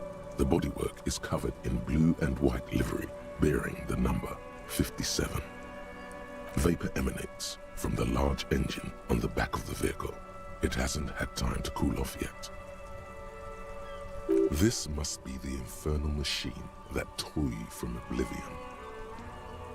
In the cabin, you are welcomed by a set of steering levers, a radio microphone on a hook, a pull-out toolbox under the seat, and the soft glow of the fuel preheater gauge.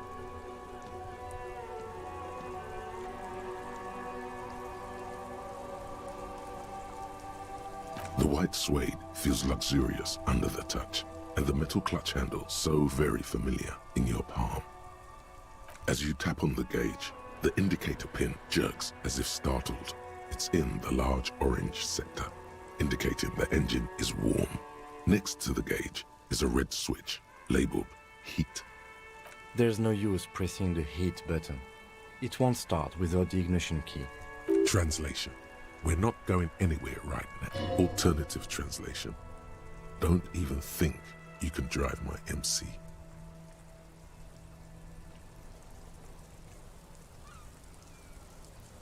This is the Physique Kinema, my motor carriage. You can use the toolbox and the radio if you'd like.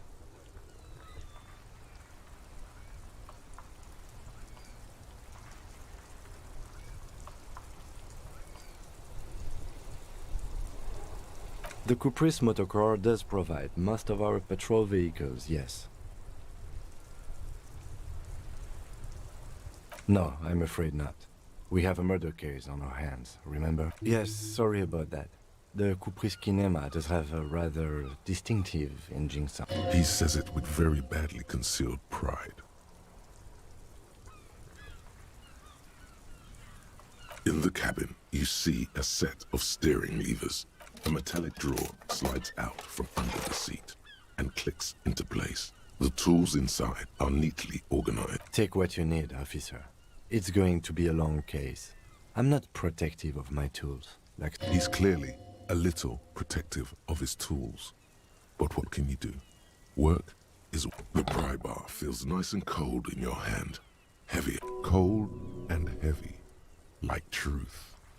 You feel like you're reunited with truth once more. Useful for opening all sorts of doors and lids. The handles are long and sleek. Snap, snap go the cutters in your hand. It's robust, weatherproof and well made. Police issue, blue. Lets you see things in the dark you would otherwise miss. The pull-out toolbox slides back into its nest. The frequency tableau lights up, and the green button labeled Prime Line glows like a feline eye. And then you hear something. The soft purr of electrical kittens. Radio waves cast far and wide over the metropolis. A woman's voice greets you. This is Precinct 57. Hello, Lieutenant. How may I assist you? Hello, Alice. Please assist our colleague from the 41st Precinct here. I'm putting him on. Operating the radio is easy. Just be confident. You've probably done it 1,000 times.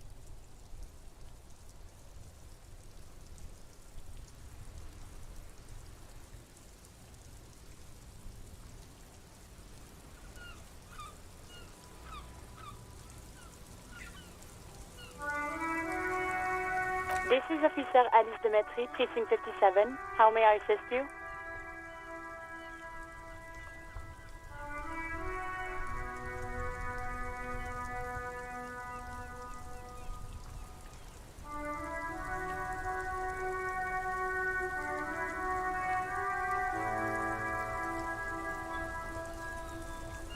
Of course. What is her number, officer? Yes, hold on. Her number is 005 1944 298. Received. Hold on, officer.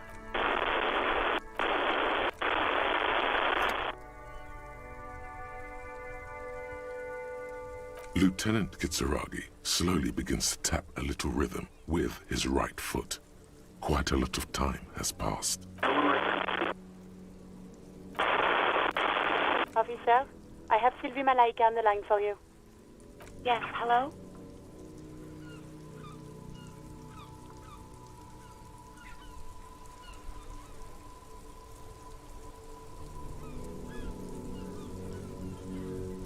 Oh, right. Hello, officer. What can I do? There is no resentment in her tone. She wants you to ask her out. No question about it.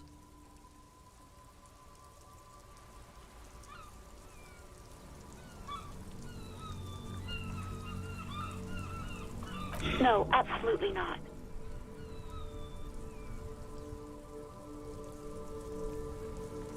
You mean, why did I leave the bar?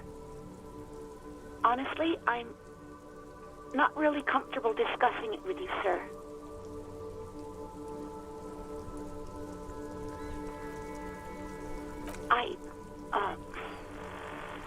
Let's just say I left because you know whom. You think you hear a sliver of accusation in her words. I really don't want to talk about this. Let's just forget about this, okay? Maybe, I don't know. I just know I have to take some time off right now. No, not me.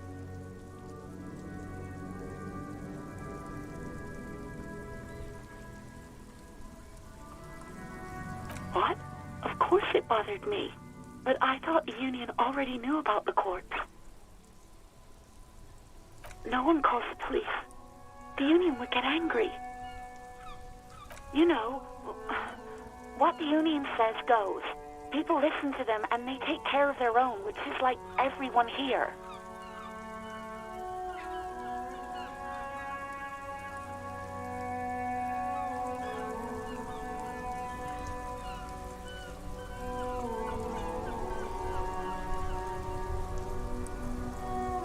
Legally, no. In reality, yes. Martinez is de facto policed by the Dock Workers Union.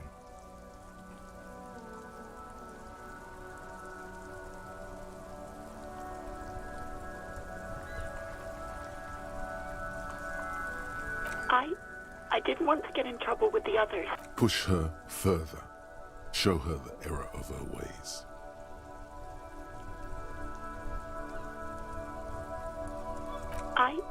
I didn't know I had to report it. I thought someone would take... The fucking nerves on her. Trying to hide behind weakness. You're a god. An angry but just god.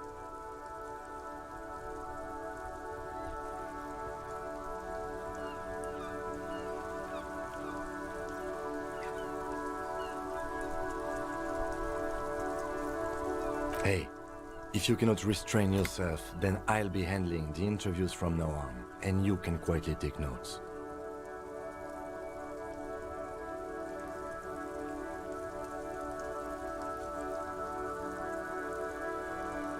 Fine.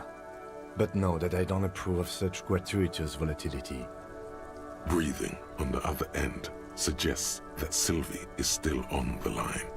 She heard everything. What? Of course it bothered me. But I thought the union already knew about the corpse. No one calls the police. You know, what the union... Legally, no. In reality, yes. Martinez is I don't know what to tell you, officer. No. I honestly don't know. It was someone else. We'll find them sooner or later, officer. It just might take a while. What?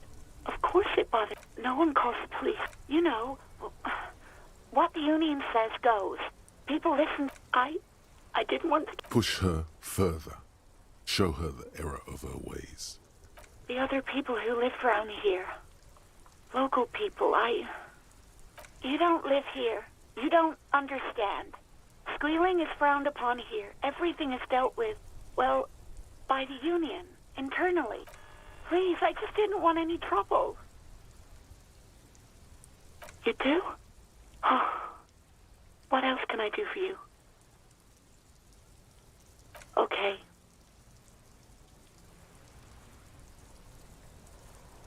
I do hope so. Please, don't call me again. Bye.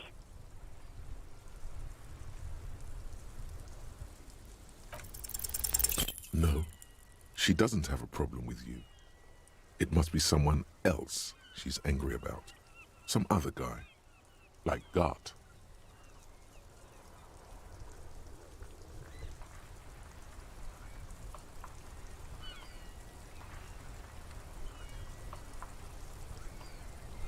Trust me, you wouldn't want to be the guy here. You know how it is. Yak, yak, nag, nag. No, you're the guy. You're Lieutenant Love, matchmaker extraordinaire. Help the poor girl out, lest she turns into a spinster.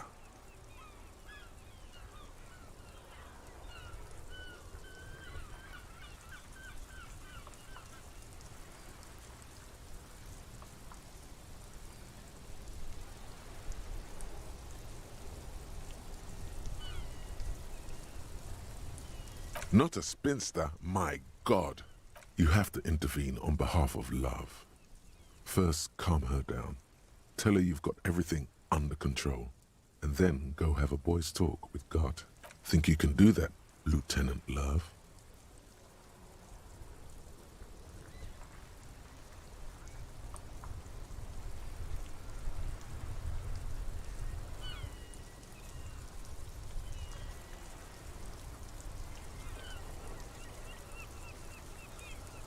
No.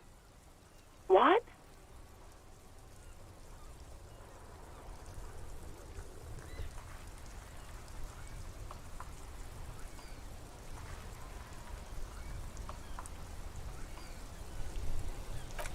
Oh, God. Please, just stay out of my life.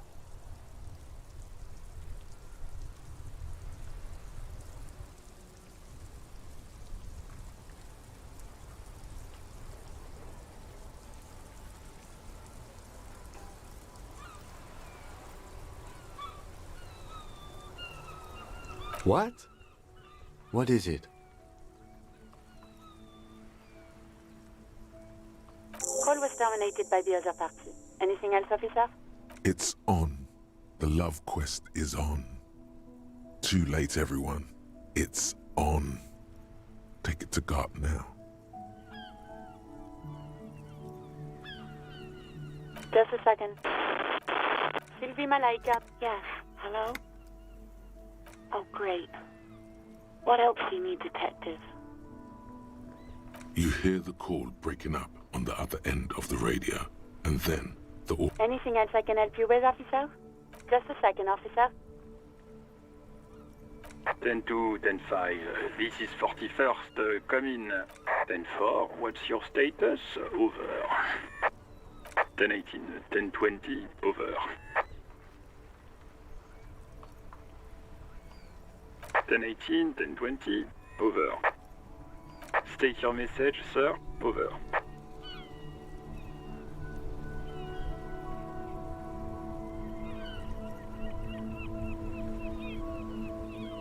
Ten-4, your badge should have most of your personal details. Look over that.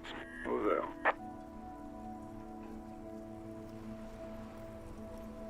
10-4, anything else for you, sir?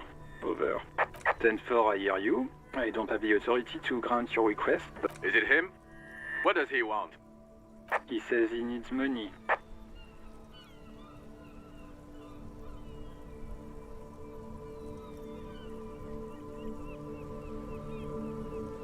Don't give that asshole anything. He's just gonna drink it all. Right, that's a negative on the additional funds, sir.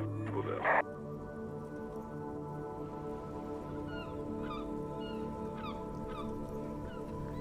He says it's important to the case. He isn't getting a red cent. You can tell him that. Request denied, sir. Nothing is working.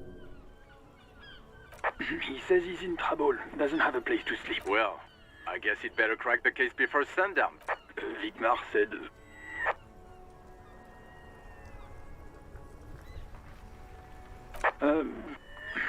Listen. It's okay. You can do it, sir. Over.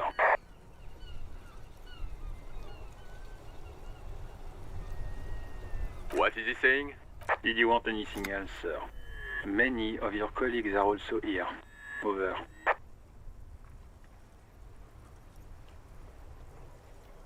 He terminated the connection. I guess he was in a hurry.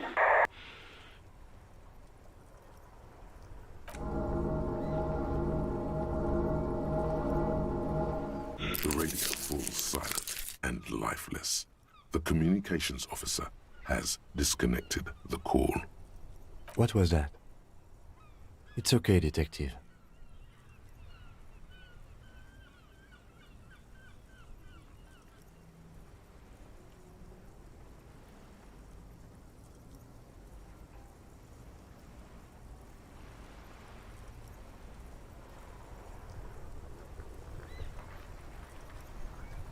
We should get on with our tasks. Work always helps me center myself. Now, anything else you need from my vehicle, or...? This is Precinct 57. How may I assist you? Just a moment. 10-4, come in, officer. Over.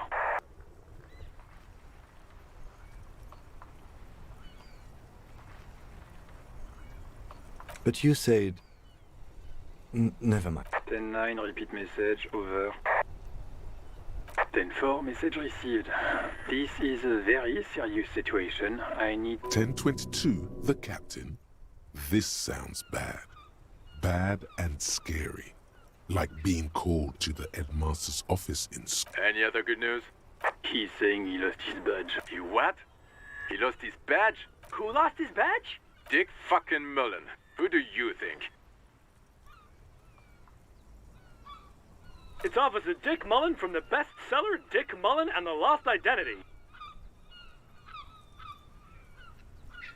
Dick Mullen is not your name. It's the name of a fictional detective who would not lose his badge. Defend yourself.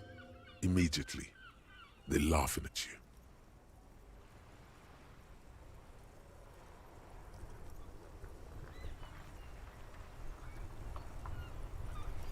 He says this has probably happened to other policemen before him and laughs sarcastically. Oh goddamn it! Is he fucking kidding? The whole station's gonna be dicked. Satellite Officer Vicmar is wondering if you might be joking and... Mullen dicked us. 10-4, I hear you, officer. I'm just going to make a note here that you are in pursuit of your misplaced badge. Over. Fuck me. Mac, come here. You've got to hear this. Dick... What's going on? Super Cop here lost his badge. He lost his what now? His badge. He lost his goddamn fucking badge.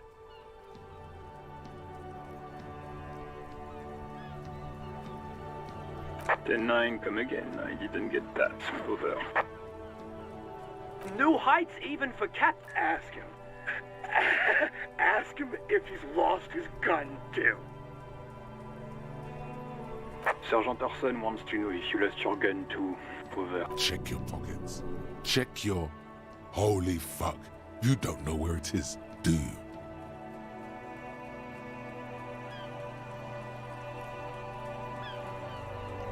No. It's gone. It's not fucking on you. 10-9, come in, officer. Did you get my question? We were wondering about your gun. Over. Even before you can get the words out, everything gets scrambled in your brain.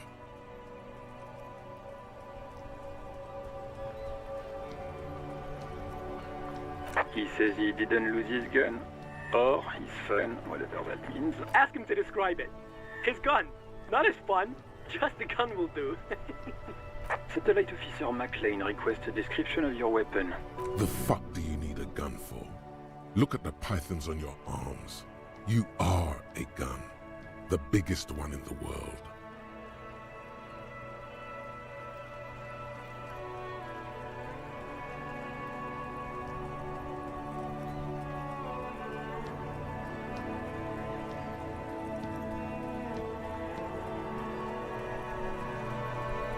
He says he's a living weapon and we are trying to trick him. Host in heaven. Did he lose his gun and his mind? Dear God, he lost his gun? Oh my, I can't. This isn't really a laughing matter. Mac can face a giant of Coco Nur by himself. But Disco here made him piss his pants. Oh, I can't. Fuck. He lost his... Ask him if he still got his wiener. I'm not going to. Ask him. Sergeant Orson here is wondering if you are still in possession of your genitalia. Now is a good time to say fuck and ass and so on.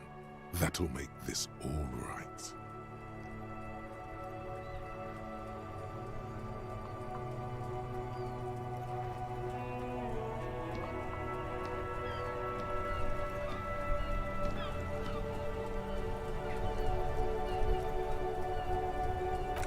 That's a negative. Not going to say that.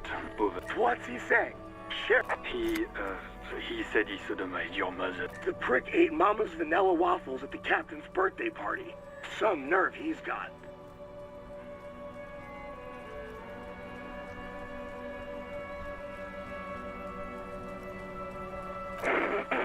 Sure her vanilla waffles were the only thing he ate?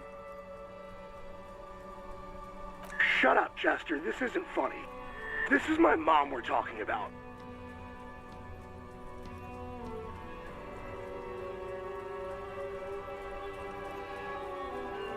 Tell him to apologize right now. Sergeant Orson requests that you apologize for the claims that you made about his mother. Over.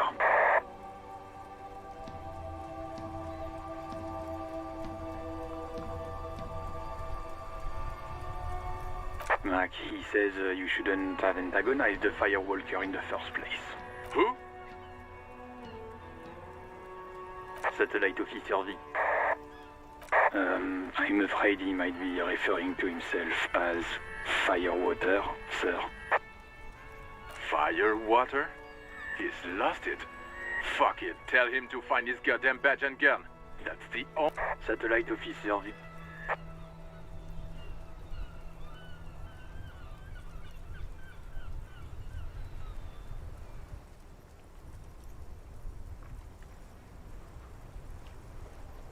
Ten-4, affirmative. Officer is in pursuit of his firearm.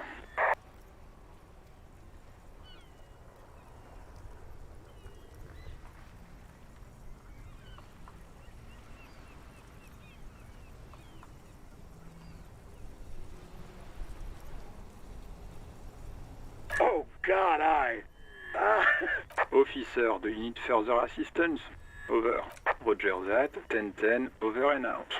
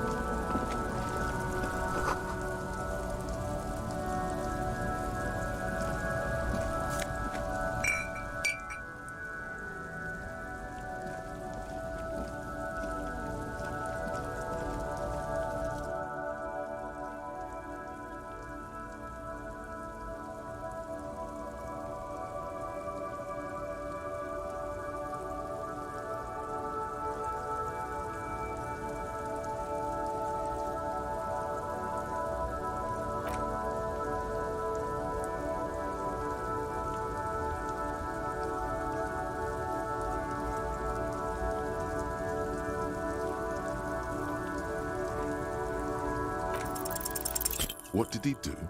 You have no idea what you did a week ago. How would you know what this guy did many centuries? High above you, the king stands triumphantly oblivious to your memory trouble.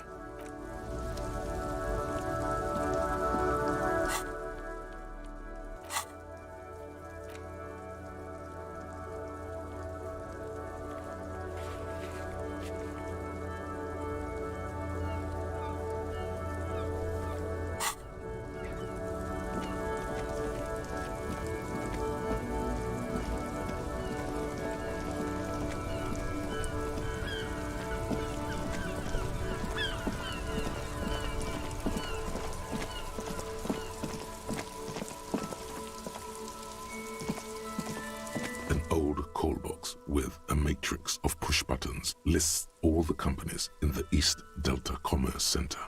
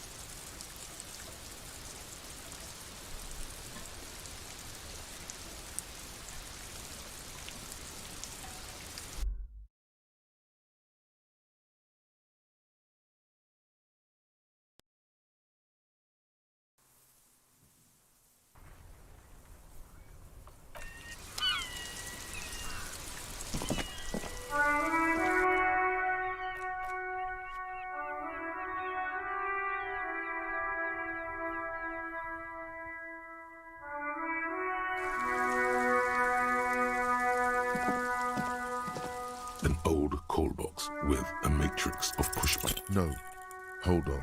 The last thing you need in your life is more hysteric emotions. Forget it. Find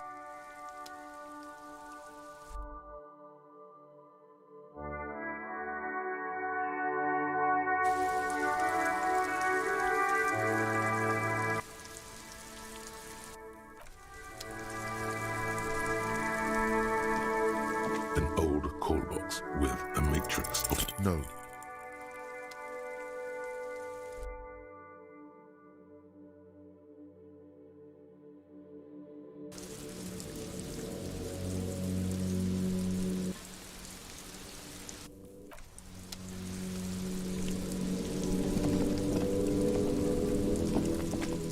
An old call box with a matrix. Whatever she says, it can't hurt you.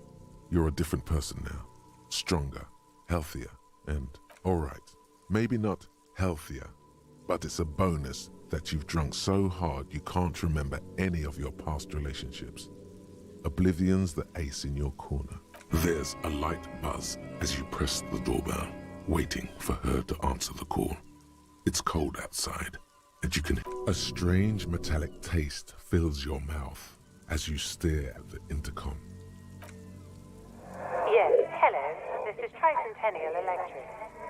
Have you come to place an order?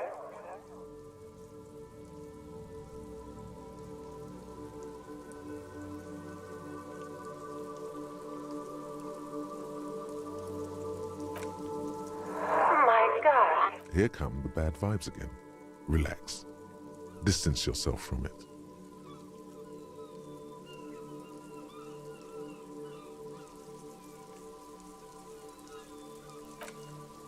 It's you. My God. I didn't think I... Wait. Is she...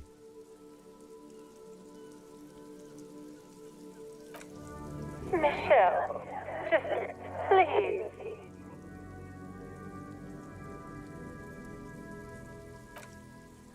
Why did you even call? I don't understand. You've been gone for months. I thought you didn't care. The voice from the intercom doesn't answer, but you can hear her breathing. Wind blows into your microphone again, crackling and echoing in the box. Your hands are getting cold and your breathing becomes visible, forming small silvery puffs in the air.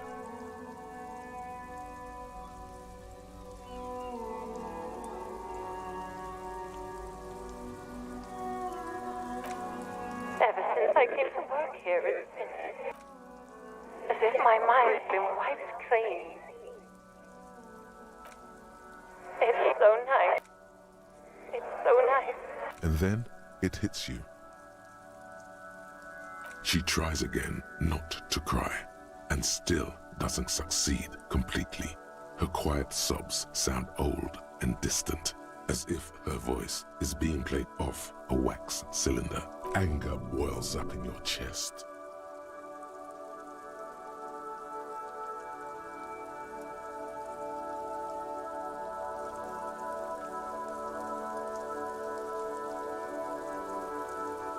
Her sound melts into the static from a long-distance phone call. From time to time, you can hear people talking in the distance, but can't make out any words. This is where you hung up the call the last time, but the recording is still going. A phone rings in the office with an old-fashioned chime, and someone walks by in a pair of heels. The static is like a warm blanket wrapped around the sounds. No one replies, but the static grows stronger like rainfall. Then a female voice speaks out, completely different from the one before. Glorious and total somehow. For 300 years I have been here, volatile and luminous, made of sodium and rain. If you want me, you can find me on the beach. Donnerstag. So...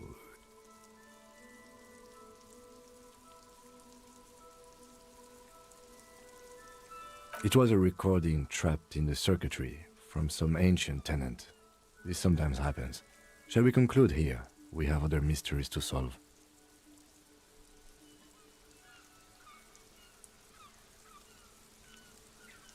I don't have time to explain it to you right now. Maybe sometime later.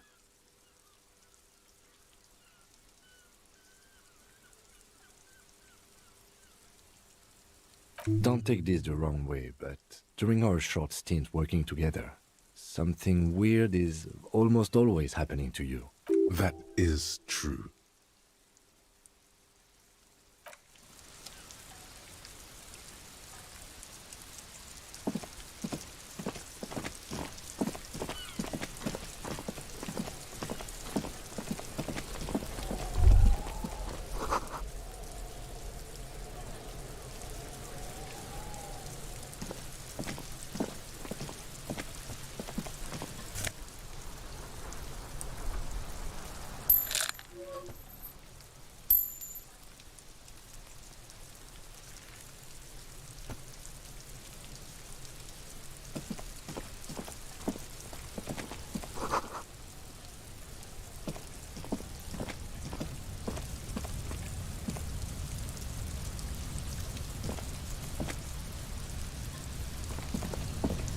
Inconspicuous pile of the roofing material, Eternite.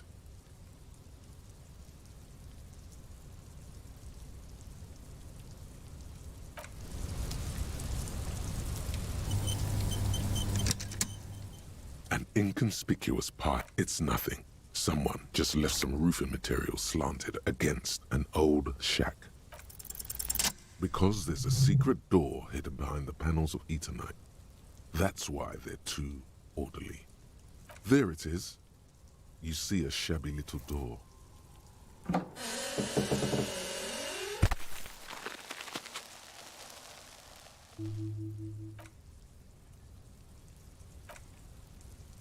What is this then? A tool shed? Let's investigate.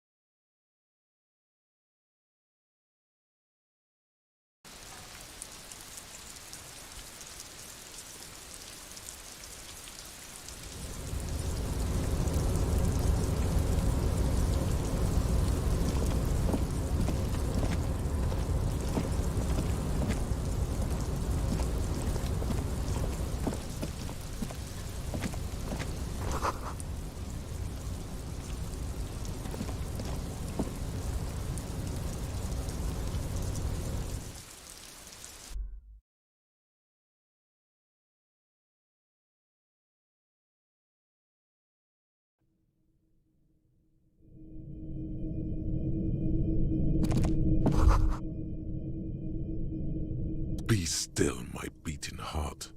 It's amphetamine, sweet amphetamine. The lieutenant isn't studying the powder in the mirror. He's studying you.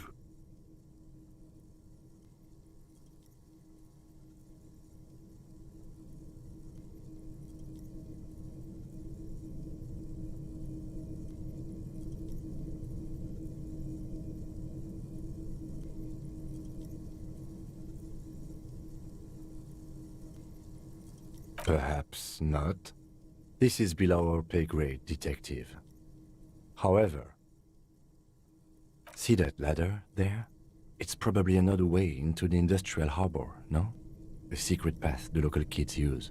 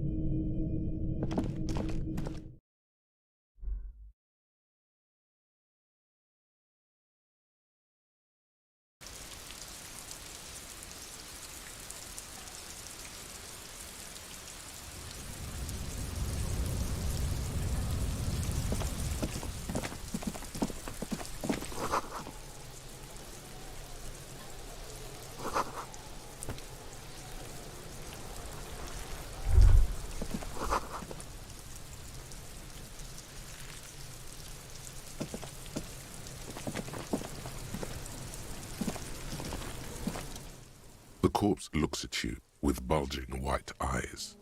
The face around them does not look human. It's swollen and ready to burst. His lips are fish-like and his tongue like a ball gag in his mouth.